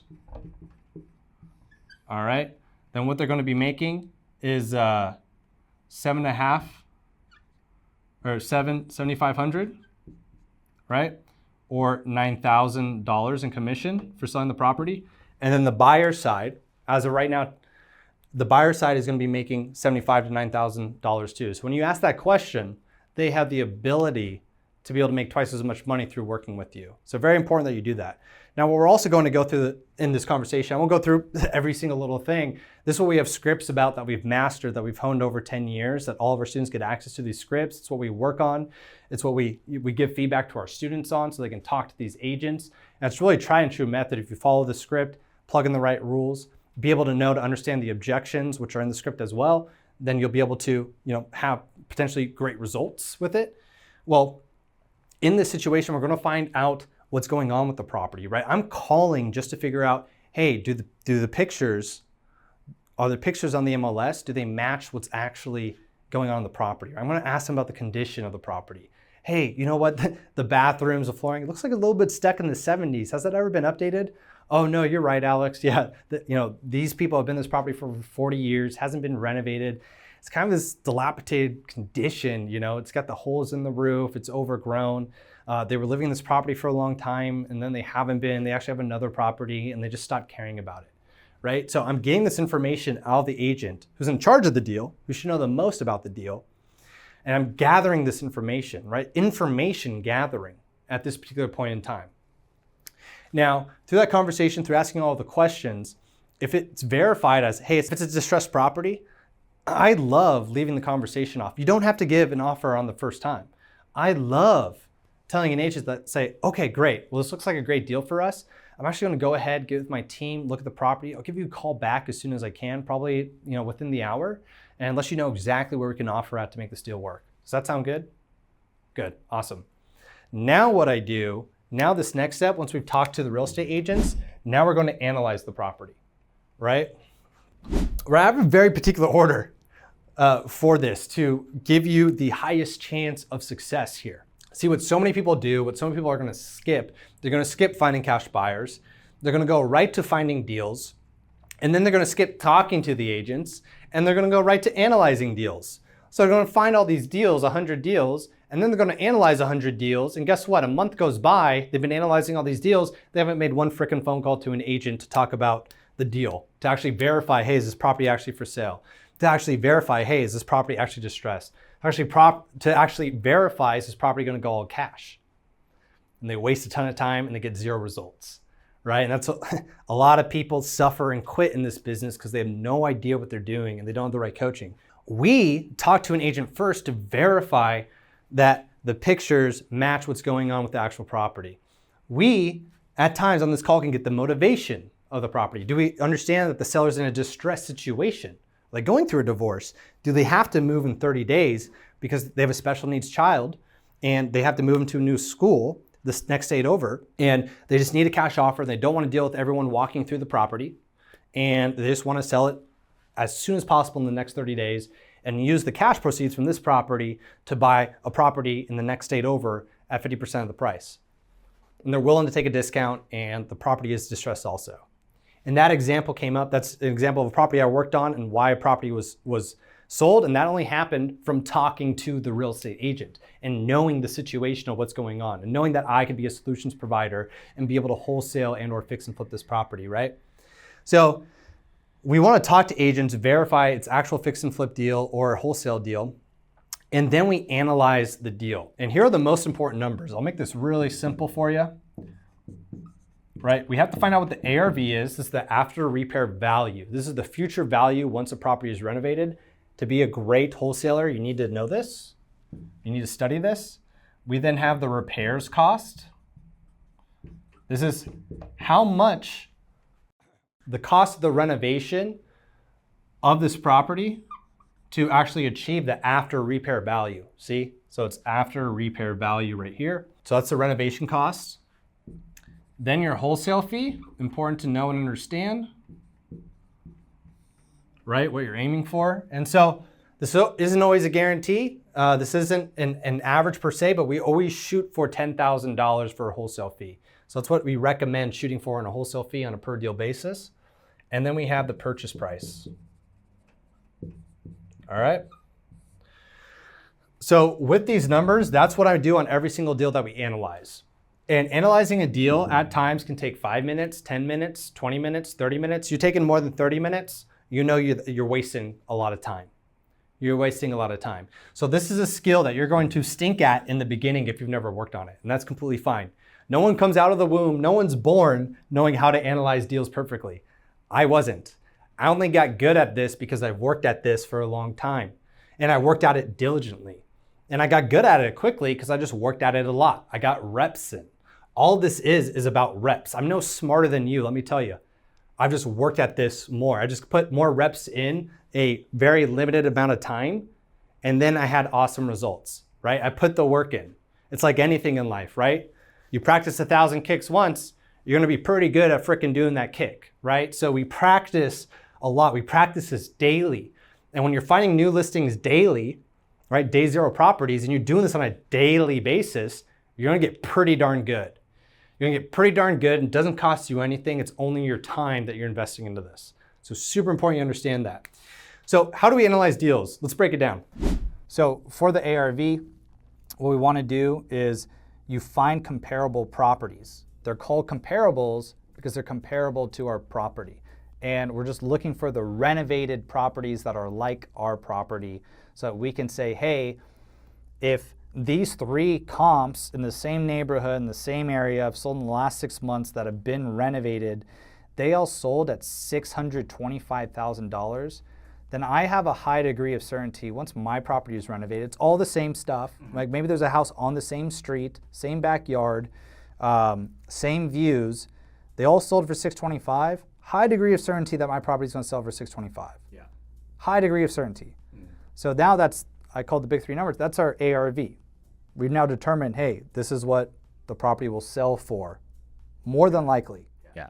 So the property that I was showing to you was, I think, 800,000. Yep. And then the renovated ones, I believe, not sure, but about over $1 million, 900,000 to over $1 million. So, I mean, from what you just told me, after the repairs and they resell it, it could go for about 900,000 to $1 million. And that is the after repair value then because of these comps in the area. So the ARV, to determine the ARV, it's after repair value, we use comps, okay? Comps are repaired property around your property, your subject property that you're looking at. And I'll give you the criteria that we use. So last 6 months sold plus or minus 20% of square footage of your subject property, right? Same bed, bath count. We're doing same zip code, and city. And then make sure these are renovated as well, all right? So with that, and then what's also important too is typically this is within a half-mile radius from the subject property, okay? So those were all in the same neighborhood. Is there like a distance range you recommend? Because like, what if I go like, 20 miles out and it's still the same, like, square footage, same bed bath, like where should I kind of stick to? Yeah. So this comp criteria, I'm telling you right now, these are principles for comping property that we've been using for 12 years and we still use today. So one of the things I mentioned was within a half-mile radius. Half-mile radius, and you can use tools on the MLS, on Redfin to determine that. Click and drag or draw a circle. And we want these comparables to be in the same city and same zip code. Okay, because once you start going to different cities, there's different tax laws, there's different schools, there's a lot of differences, and we're trying to eliminate differences. So same city, same zip code, roughly 20% plus or minus the square footage, same bed bath count, half-mile radius. And the half-mile radius is to ensure that you're not popping over 20 miles away. Right. Because let me break it down. The biggest reason why we do this, at the end of the day, when you renovate a property and you put it up for sale in the open market, the person that's going to dictate the price, you're going to get offers on the property from first-time home buyers. What needs to happen is something called an appraisal. That first-time home buyer is going to get a loan from a bank. An appraisal happens. An appraiser comes out of the property and says, hey, is the value actually $625 on this property? The appraiser dictates the price. Do you know how the appraisal dictates the price, or the appraiser? Exactly what it just told you. Half-mile radius, comps that have sold in the last 6 months, plus or minus 20% square footage of the property, same bed bath count, same city, same zip code. So we're analyzing the property as actually how the prices of houses are dictated across the entire United States. So I'm not telling you to do anything different than how property is actually valued in the United States. If I was telling you to do anything different, I'd be doing you an extreme disservice. Have you ever come across a distressed property that didn't have anything renovated in that range? And yeah. Typically, a distressed property has nothing renovated in that range. What's going to happen is we're probably in like a very rural area. And what you need to understand, for a fix and flipper to actually do an investment to buy a property, they need comps, comparables. If you can't determine the ARV, if there's no comps, why would a fix and flipper take on the risk of doing this deal when they have no idea what's going to be? So if you find dumb money or a dumb cash buyer, they may do it, but the likelihood of that person's probably already out of business if they've been doing deals like that. So we do all these things. This is how you find comparable properties to your subject property, so that you can get your educated analysis of what our property will sell at once it's repaired. And once you start to do this, you reverse engineer deals. And we're going to reverse engineer the repair costs. We're going to reverse engineer how much you can make on a wholesale fee. And then you reverse engineer where you need to submit an offer, the purchase price as well. Now here's like a caveat. There's always exceptions to the rule, right? So let's just say, hey, the property you're looking at is a 2-bed, 1-bath. It's distressed, and there's no 2-bed, 1-baths. Well, then you look in the area half-mile and say, let me look, are there 3-bed, 2-baths? Holy crap, there's all 3-bed, 2-baths in this area. But I can buy this property substantially at a lower price than all these 3-2s. Now let me analyze for turning this property into a 3-bed, 2-bath. And you know what? For me developing and adding square footage on this property, I can turn it into a 3-bed, 2-bath. Now it's a profitable deal. What we use at our company, we've been using for 12 years, is our own deal calculator, right? We don't use formulas and things like that. We never given it out in a video, but you know what? Let's give out our deal calculator in this video. We'll go ahead and do that, put it down below, and anyone can use it who wants it. And this deal calculator is so important. We call it like the lifeblood of the business, because we're able to plug in our ARV, we're able to plug in our repairs, we're able to plug in our wholesale fee, and then we're able to determine what's a profitable deal for a cash buyer and what purchase price do we need to come in at. It's all automatically it's pretty good. So instead of saying, oh my gosh, 72%, 82%, We use this for every single wholesale and flip deal. Yeah. We use this. Yeah. We use this deal calculator. The tools that we use in our program, we have line item by line item what the typical costs are across the nation to repair a property. And so we always encourage our students to practice what those are. And once you do that, you're going to start to get an idea of the costs that it needs to renovate a property into its best possible condition that we want to do. Now, another way to analyze the property is that you're going to most likely develop a rule of thumb for your particular area, a dollar per square foot rule of a property, of the repairs that it will take to get its best possible condition. I'll give you an example. So let's just say we're analyzing a property that's 1,000 square feet, okay? And it's in a median price point area. And we know that $35 a square foot will get us the repair costs, meaning a cosmetic renovation. Cosmetic renovation, $35 per square foot. So we do 35 times 1,000, and we know that the repairs are $35,000, okay? That's something, when you're working with cash buyers and you're sending them deals, you can ask them, what do you have like a simple way to analyze for repairs? Do you use a dollar per square foot number roughly? Right? And this is something with more experience, you're gonna get contractor quotes. You're gonna start to understand this. It might be 30 in your area, it might be $40. As we go into multi-million-dollar properties, it might be $100, depending on the area. But this is something that, general rule, $35, $40, you start using that, you're not gonna be too far off. Now our goal is to really be as precise as possible to the dollar amount. You're gonna be more far off in the beginning. You're gonna underwrite deals, meaning analyze deals the wrong way in the beginning. And everyone does. And I talked about the expectations here with cash buyers. Not every cash buyer is going to work with you. You're not going to underwrite every single deal the right way. You know, you're not going to analyze every single deal the right way. So come in here with the right expectations that, hey, this takes some practice, but you're going to be able to get it. Like all of this was foreign to me. I didn't understand this. And now I understand it like the back of my hand. I understand it just because I worked at it and I got the reps. All right. So now in this example, let's say I found the comparables on this particular property that we're using a day zero strategy property, for example. Or let's just say, hey, this property was listed at $200,000, okay? This property was listed at $200,000. It's 1,000 square feet, needs $35 a square foot in renovation. And I see that the ARV is actually, let's just say 300,000, right? So the ARV, I found my comparables. I found similar like properties. I compared apples to apples. I'm not comparing multifamily apartment building with 20 units to this single family house. I'm looking at other single family houses that are around 1,000 square feet plus or minus. So it's about 800 to 1,200 square feet. And the same bed bath count. This example, we can say this is a 3-bed, 2-bath, right? So I find all of these examples, these comparable properties that have sold in the last 6 months that have been renovated. And I know that the average amount, right? One sold at $295, one sold at $300, one sold at $305. So I know that my ARV, good educated guess, is going to be $300,000. Now through using my tool, my quick rule of thumb in this scenario, I know that the renovations need to be $35,000, all right?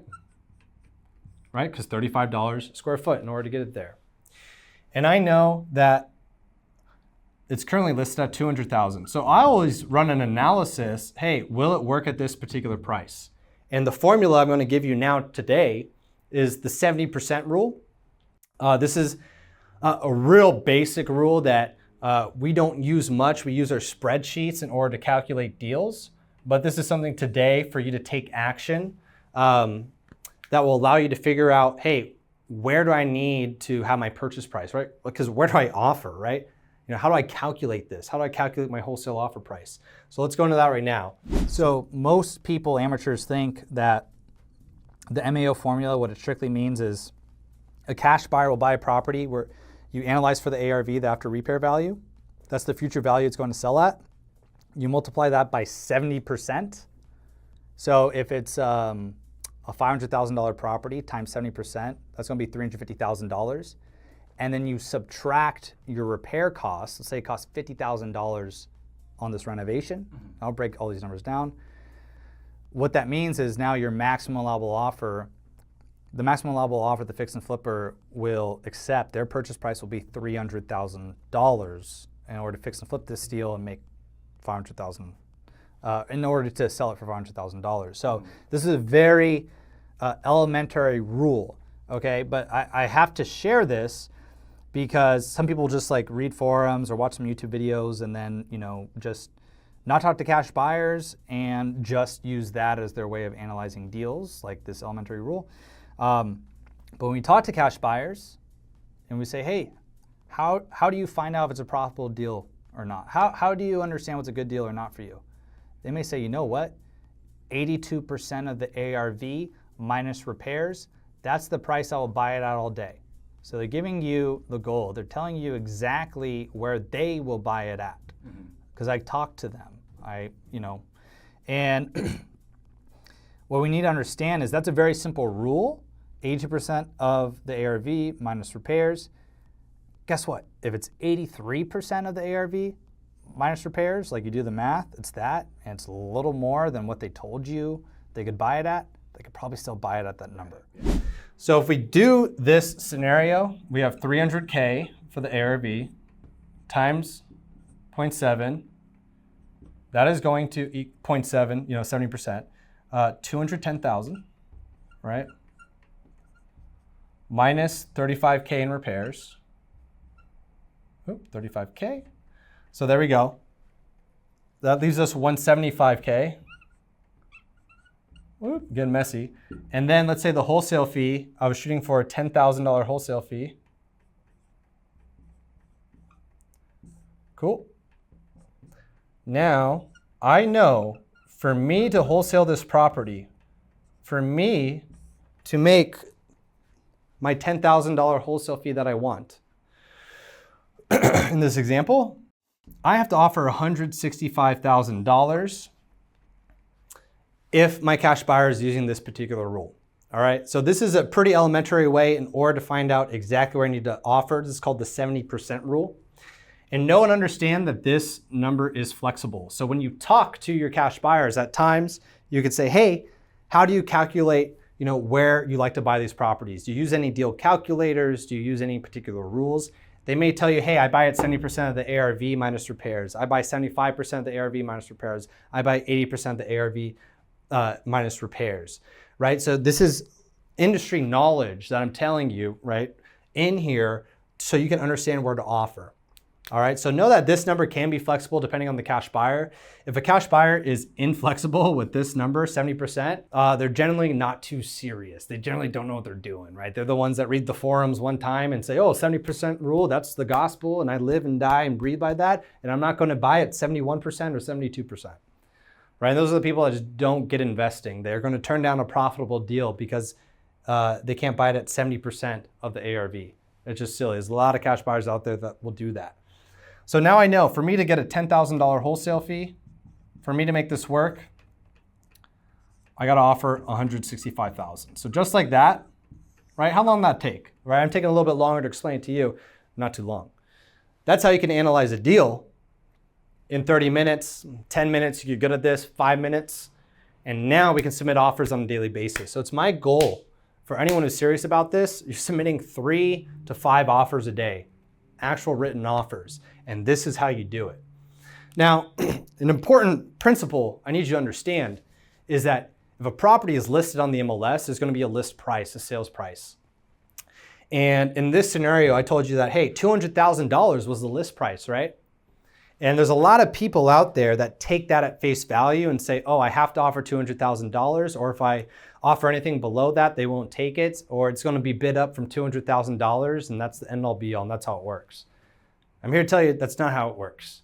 If you ever bought anything from like Craigslist.com or Facebook Marketplace, for example, or if you've ever been to a garage sale, a lot of the times, and you want to buy something from any of those places, there'll be a price. And I always use this example, like a couch.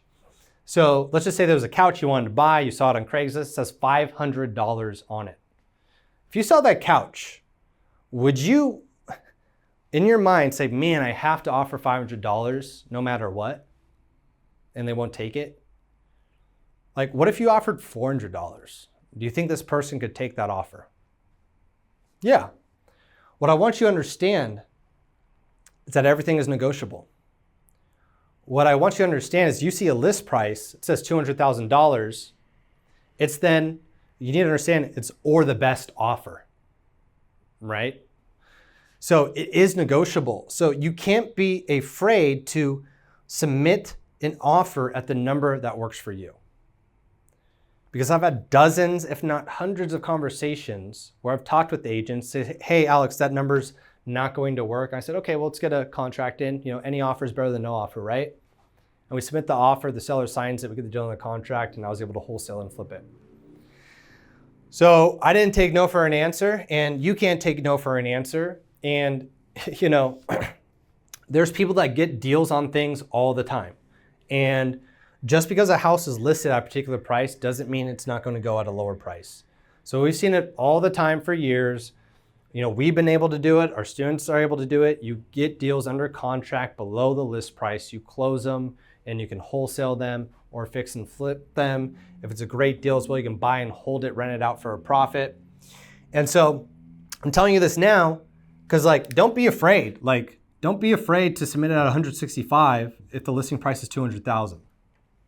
You're going to be doing that every single darn day.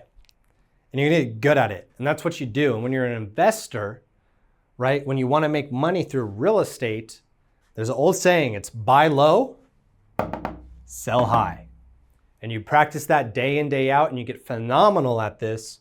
Then you're able to compound those goals, continually get better and better, and become an awesome real estate investor that you want to become. All right, so we found our property.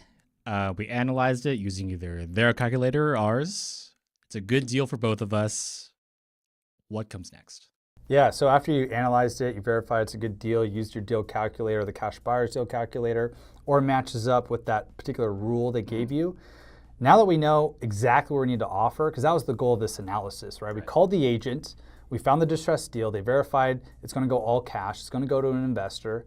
We say, great, I'm going to go ahead, I'm going to get with my team, I'm going to analyze this deal, let you know exactly where we need to come in at to make this property work. You now analyzed it. This is a hot lead, so don't go wait 24 hours to go analyze this. This is exactly what you want. This is the gold. So now you analyze it right away.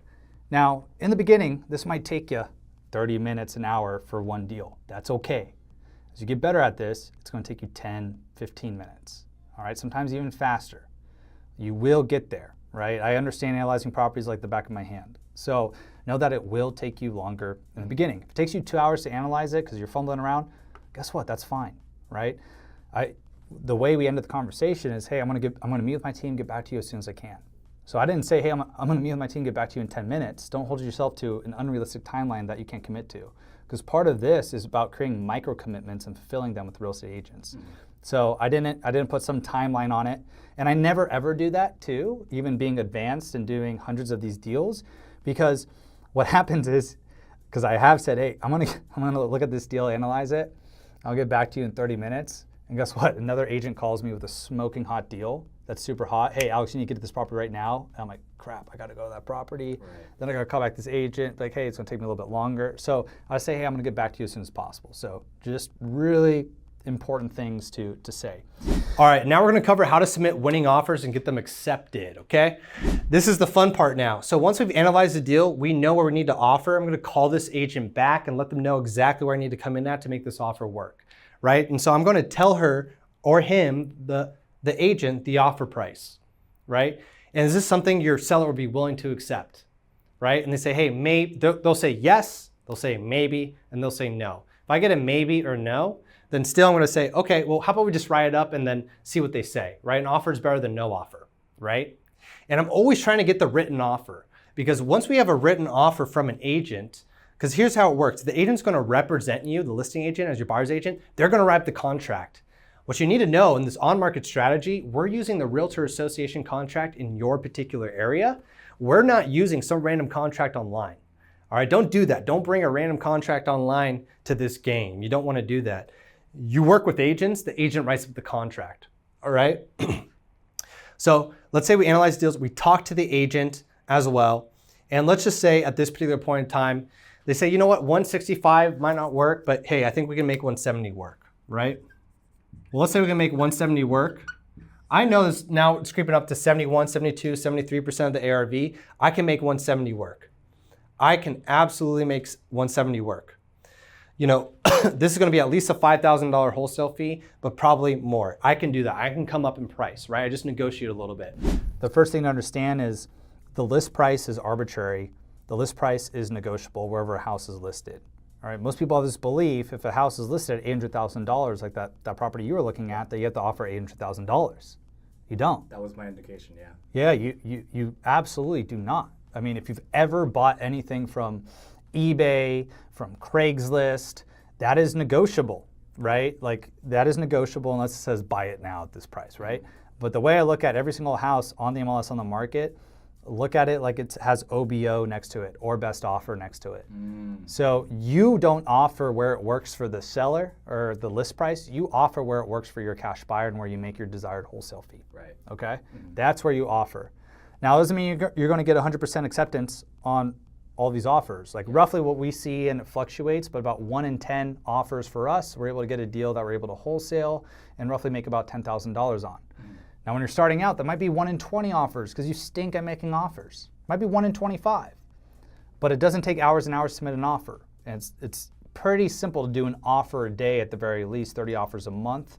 And what we like to think is that should get you about a deal or two, you know, when you're starting out, if you're doing everything the right way. Yeah. So what we need to do at this point is call the agent back and let them know where we need to offer on this particular property in order to get it done. Right. All right, so really I just remind the agent, call them back, you know, hey, this is Tim with ABC Homes, or hey, this is Tim. It was a pleasure speaking with you earlier. I'm with my team.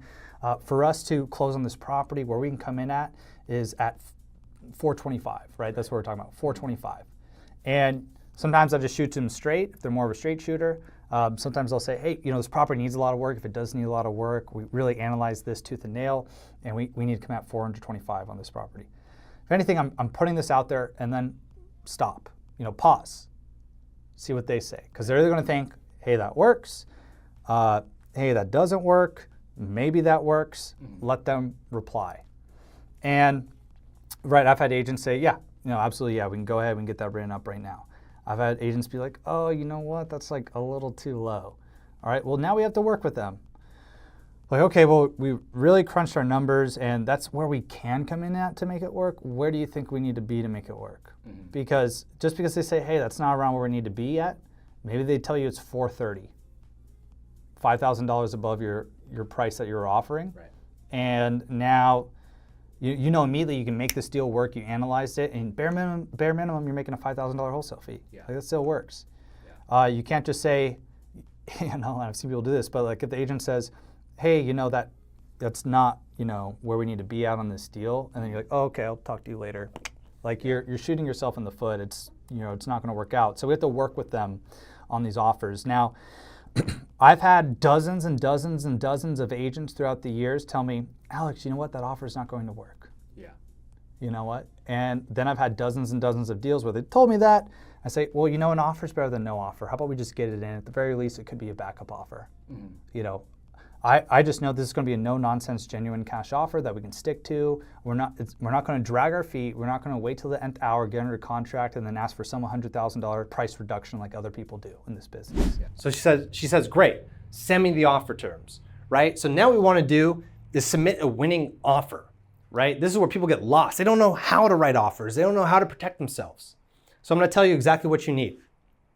At this particular point, we want to close in 14 days or sooner. That makes a clean offer. It's a fast closing. And I love adding or sooner in there because it's like, hey, if this person needs a fast close, we can close sooner if needed. But it's 2 weeks. It's a 2-week timeline to close. All right? Now, the most important thing that we need to send the agent and have it be in the contract in our offer terms is an inspection contingency. This is your backout clause. What I recommend when you're starting out, have a 7-day inspection contingency. What this means is you have 7 days to back out of the contract due to the inspection of the property. So if you go there one day and then the next day you don't like the shade of grass, it's a little greener or less green, the property didn't pass your personal inspection, you're able to back out. So this 7-day window, 7-day inspection contingency, that's your back out clause. This is how you stay protected. This is how you can get a property under contract and you back out due to the inspection when you're not able to close a deal. So you have to live within those 7 days. You have to wholesale this house within those 7 days. Do not, if you're starting out as a beginner, do not submit an offer without an inspection contingency clause. So when working on the market with real estate agents, what we're using is the State Association, Realtor Association contract. I haven't seen any Association of Realtors contract that didn't have the inspection contingency clause in there. You just put in the number of days. So when we tell the agent 7 days, they're able to put that in there. So it's very, very important. Don't want you to forget that. That's how we're able to do this risk-free and back out. Right, so that's the only inspection contingency that we have on our contracts so that we keep them very clean, right? There's a lot of people that put like, hey, I'm gonna put this back out clause and this one and this one and this one. Guess what? You have a dirty offer. There's a lot of back out clauses. But when you just have one back out clause, it makes it a lot more cleaner and protects yourself. Now, what you also need to do is let the agent know of your EMD. It's called an earnest money deposit. So it's important to know in a lot of areas within three business days, an earnest money deposit's due on the property. That's typically refundable. And you need to understand and look at the contract and see if it's refundable. But typically we see that that is refundable.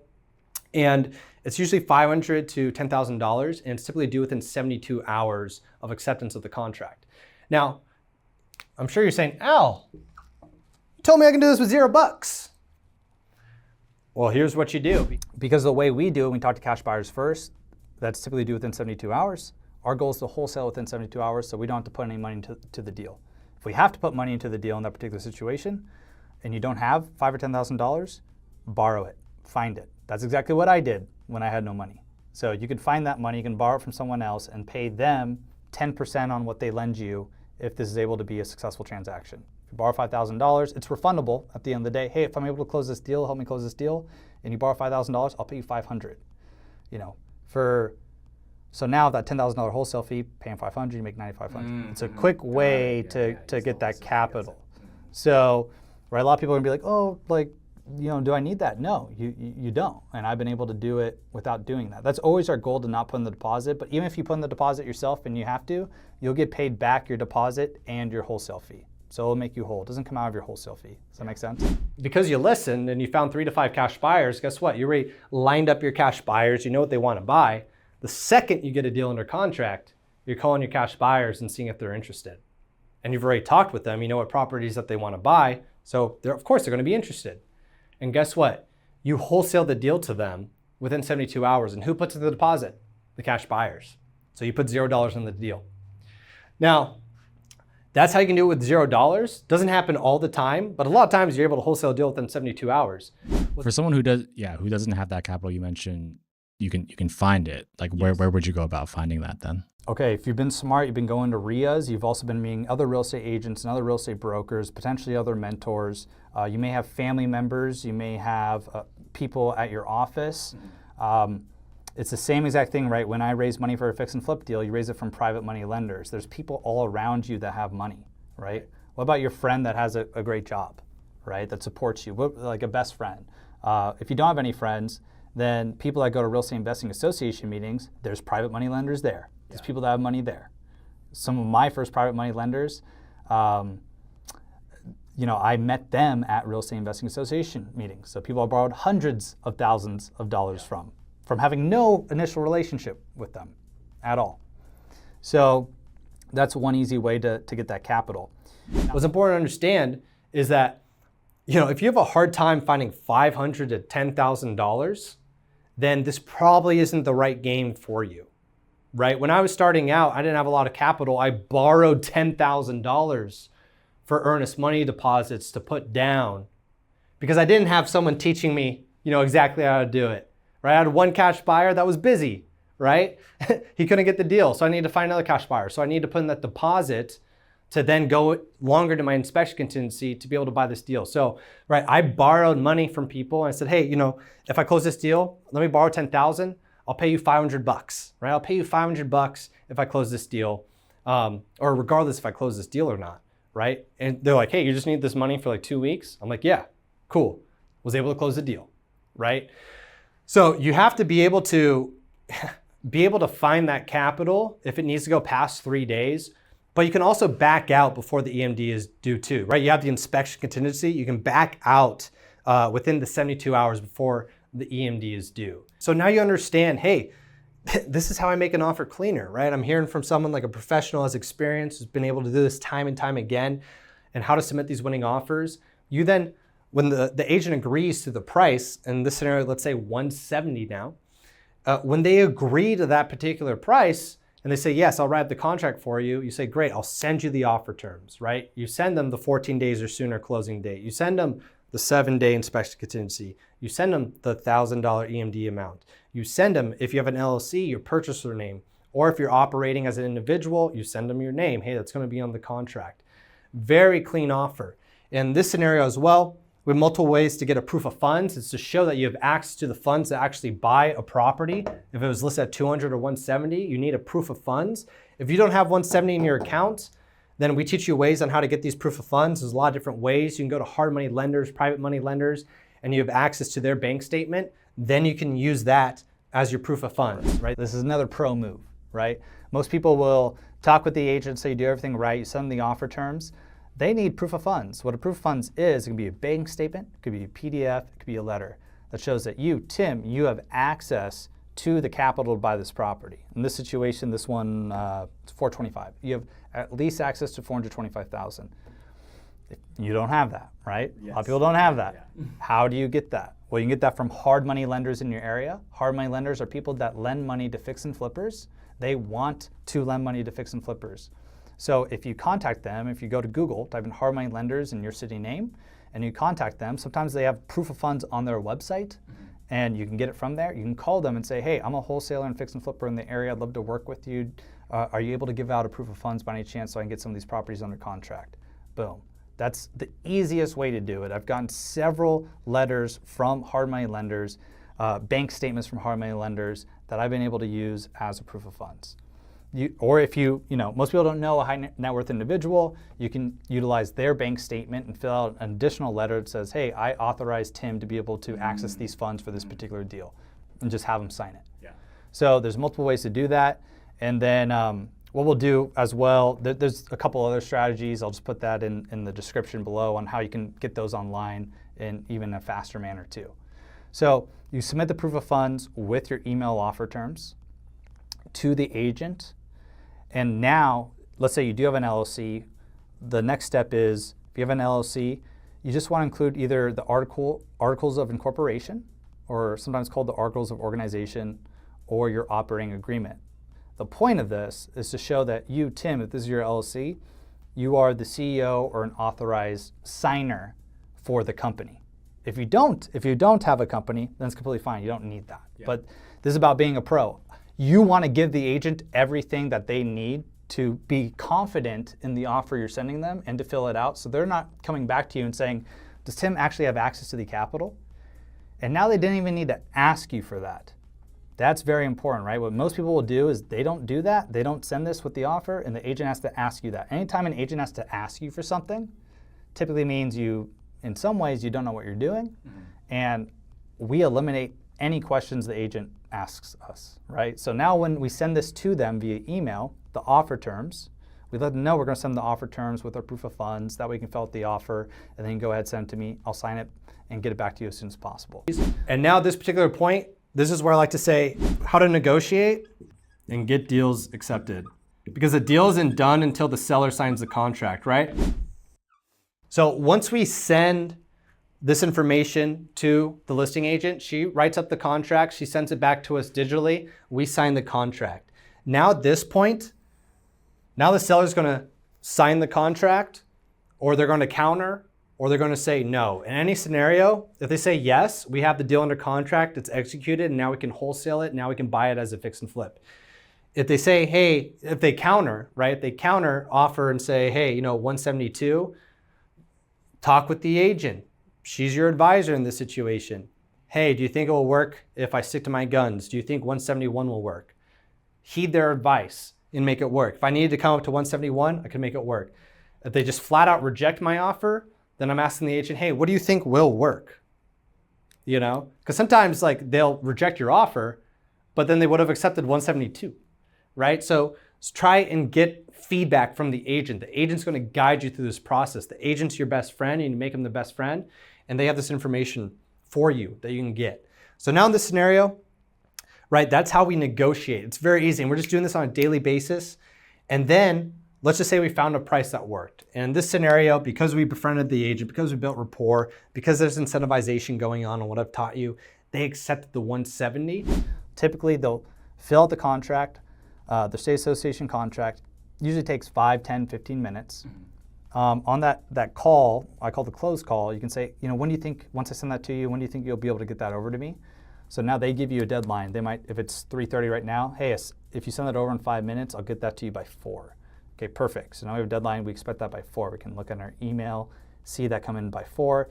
If it's 4:03, it's not in there. I'm calling that agent saying, hey, I checked my spam folder. Just wanted to make sure, you didn't send the contract and I didn't get it yet, right? Follow up with them to get this contract. It's not a done deal till it's a done deal.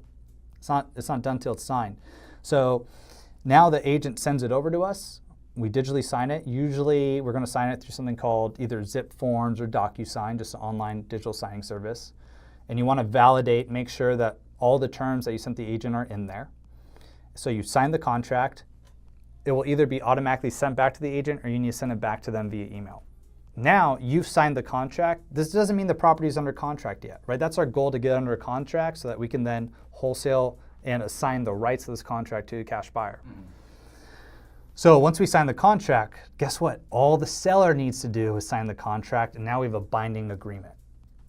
So at this particular point in time, if you talked with the agent, you can also ask them, when does the seller plan on reviewing offers, or when does the seller plan on accepting this offer?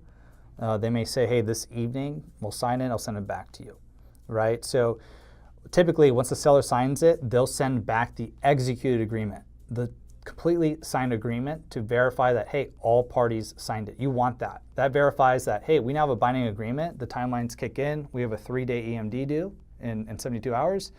We have our 7-day inspection contingency, and the goal is to close in 14 days.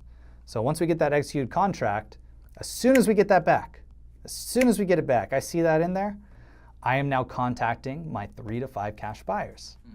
This is now a deal that fits their exact criteria. This is now a deal in this situation, say, we're making a $10,000 wholesale fee, they're gonna make $40,000 of profit on it because we analyzed it and we know exactly what they want. Now at this particular point, if we want to wholesale the deal, how to close for a wholesale, we assign the contract. Assigning the contract is basically just saying, hey, I'm assigning my interest, I'm giving away my interest to this other party. We assign our contract rights, our equitable interest in the property, to our cash buyer, and that's the wholesale fee we receive is an assignment fee for sending this cash buyer our contract rights. We sign over the contract rights to our cash buyer, and I love assigning because it doesn't cost anything to assign, it's just signing a paper. And then this cash buyer is able to take it over, and this cash buyer is able to close on the property and fix and flip it. What I'm going to do is now send an email to my cash buyers. I'm gonna let them know, hey, just got this property under contract at 1234 Hearst Drive. Here's the ARV of the property. Here's the repairs. Here's your purchase price. So I'm going to put the purchase price where they need to buy it with my wholesale fee included. Right. I'm not going to list out my wholesale price because I'm not going to list out my wholesale fee.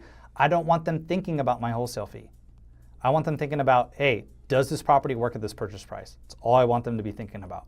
So ARV, repairs, purchase price. Because most qualified investors and fix and flippers, you give them those 3 numbers, they can plug into their own analyzer and see if it's a deal or not right away.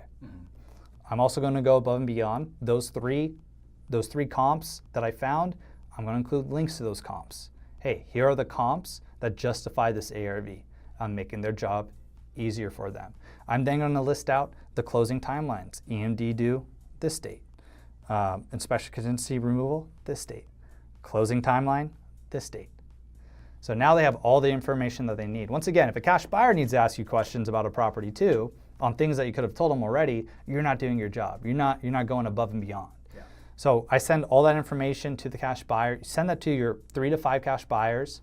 Follow up with a phone call and text message to them and see if you can walk through and talk about the property right now today. I'm going to send them these numbers. I'm not going to tell them the purchase price I got it under contract at because it is irrelevant, my friends, ladies and gentlemen. It is irrelevant. I don't want them to know what my wholesale fee is at this particular point in time. I want them to agree to this purchase price and make it really simple. I don't want them to thinking about, oh man, they're making a $10K wholesale fee or $20K wholesale fee. Let me negotiate that. I just want to know, yes or no, these numbers work, and or cash buyer, do you have feedback? Right, so I've done this before, right? So when we tell them these numbers, the ARV, repairs purchase price, I call these the big three numbers. It's what any fix and flipper wants to know. They can operate their whole business off these three numbers. And when you're good at these numbers, this is a guideline to help them. They'll do their own analysis, but guess what? You're pretty darn accurate on these numbers. They're gonna be like, sheesh, this person knows what they're talking about. I wanna continue to work with them, right? So it's a luxury to be able to send these numbers. Now, you may have to set up a showing with the property for your cash buyer. I recommend at one point in time, you may have had to go to the property and check it out. You take a lot of photos of the property, you can upload that to Google Drive, to Dropbox, and send that to your cash buyer to make it as easy as possible, right? They wanna see the property. A lot of times they can just see it visually, but they may wanna go to it and have a personal inspection to it. I wanna work with the cash buyer that's the most communicative and get out to the property the same day. A lot of times they wanna see the property, and a lot of the times then we just talk to the agent and say, hey, I'm gonna walk the property with my partner. Can you set up a time for me to view it tomorrow at 10 a.m.? Sometimes the agent will just give you the lockbox code. Yeah, just go over there. Yeah. Hey, I'll come meet you at the property. Okay, completely fine. But now you're walking the property with your cash buyer, because they want to see it.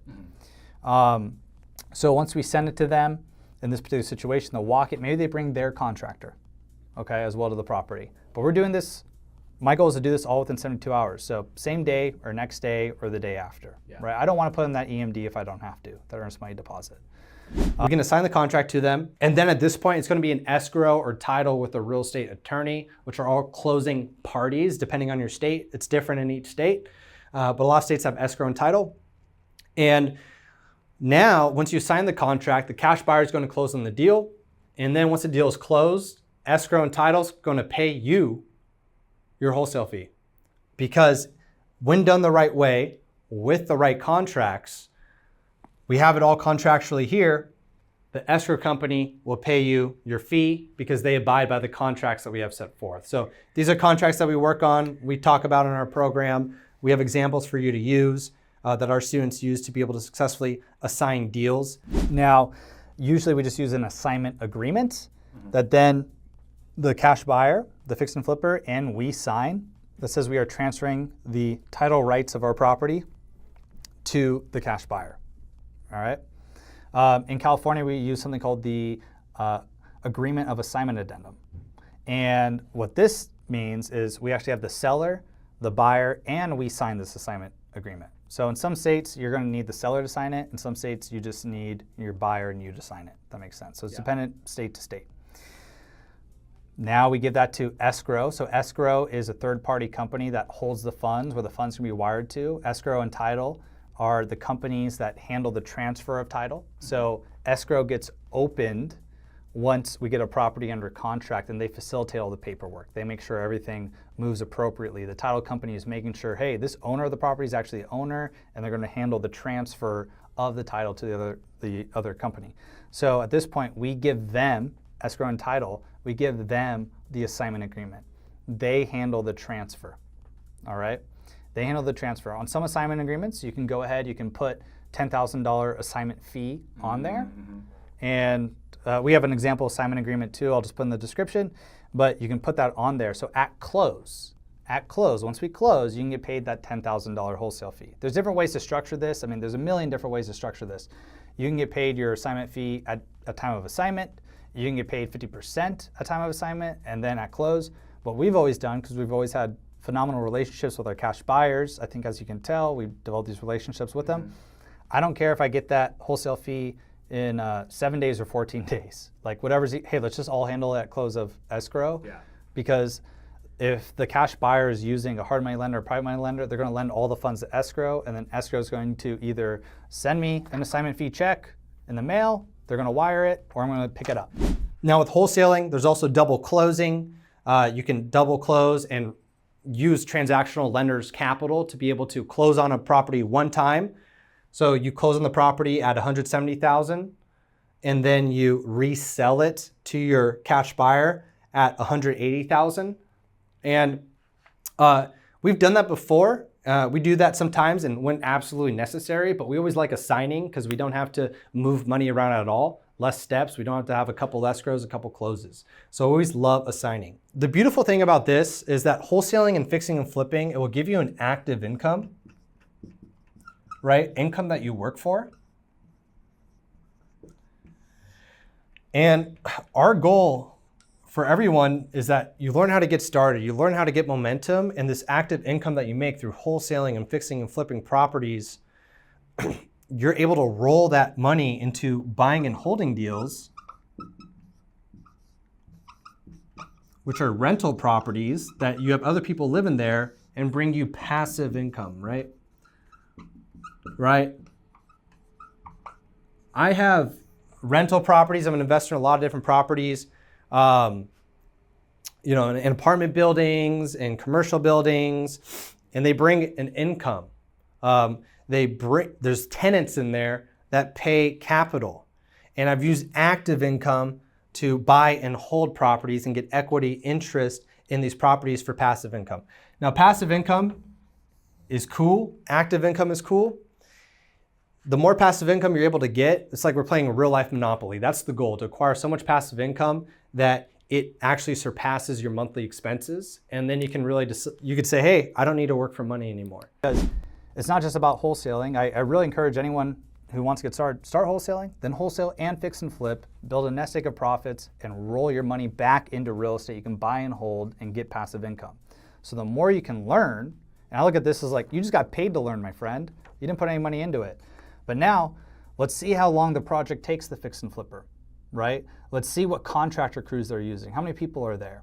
Let's see what the actual true renovation budget was. Were you right in your analysis? Because let's say you were $20,000 off. You better learn why you're $20,000 off, maybe too much or too little.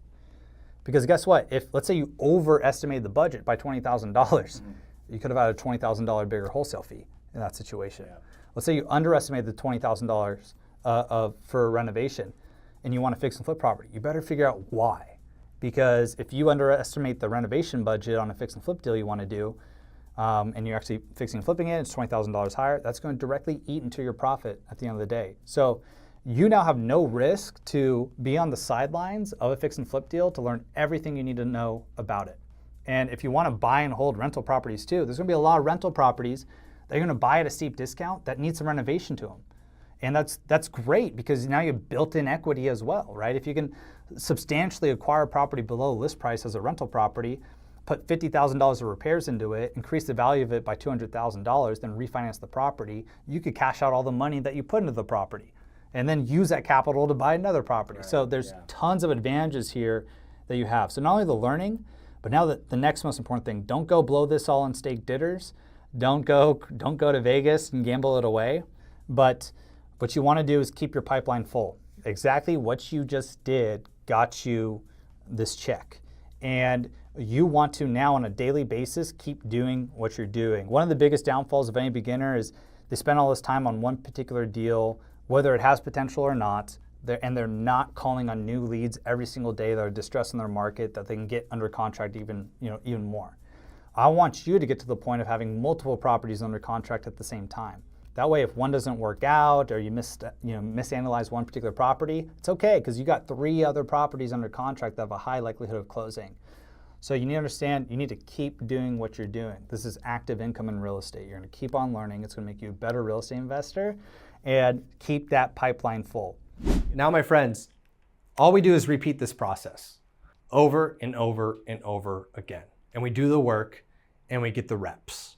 I applaud you for being here. I applaud you for taking the time to become someone that wants to invest in themselves, to learn and to apply this knowledge, to learn how to make an active income, to make that active income, to buy and hold properties, to make a passive income, to learn a strategy where 86 to 91% of all real estate transactions happen on the MLS, and to truly listen,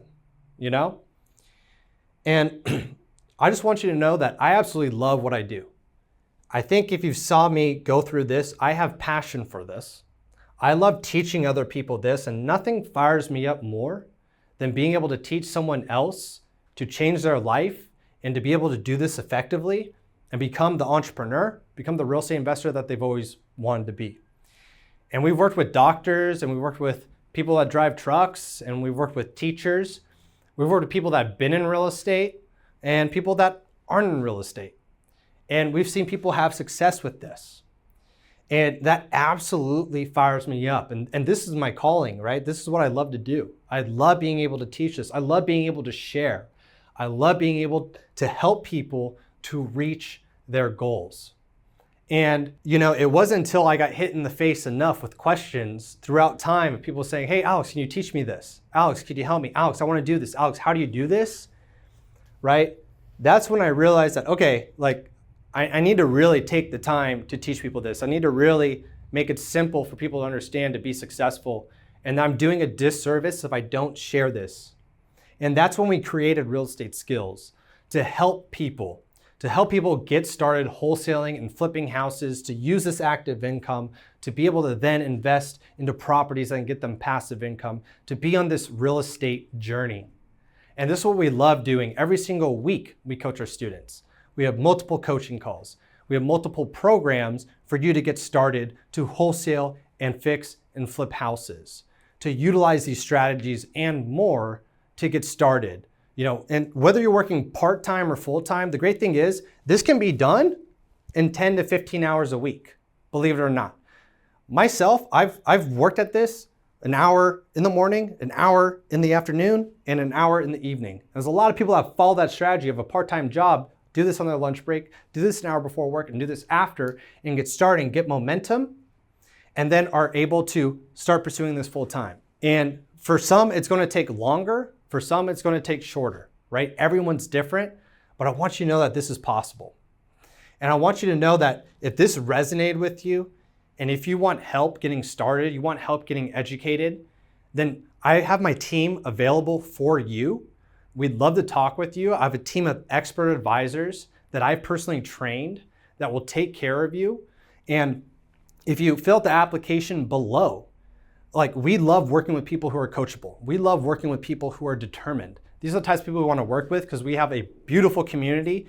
Well, people are motivated, people do deals together, people help each other out, and people continually coach each other, and we coach everyone as well. And we only want the best of the best in our community, and those that are willing to do the work and understand the trainings that I put in here, understand it's going to take reps, understand that they need to have the right expectations. So I want to congratulate you for being here and let you know if you want help with the team, you want help with systems, you want leverage, right? If this impacted you at all, imagine what else is in the program, right? We're going to be able to help you get started. You're going to have a team helping you. We do screen shares. We do deal analysis on our calls. We have a lot of help and a lot of coaching in order to get you started so you don't make the same mistakes that we made throughout the years. Decades of experience with my team that you don't need to make. And so there's really a couple paths, right? You can do this on your own, try and reinvent the wheel, try to figure it out. And you probably can. It might take a long time. Or number two, you can get help with our team, help with our systems, help with our leverage. And just know that we support you and we back you. And if you'd like to do that, all you need to do is book a call below, fill out the application so we know a little bit about you. And so we can game plan what the future can look like in your path in real estate. So I look forward to speaking with you. Thanks for hanging out today. I'll talk to you soon.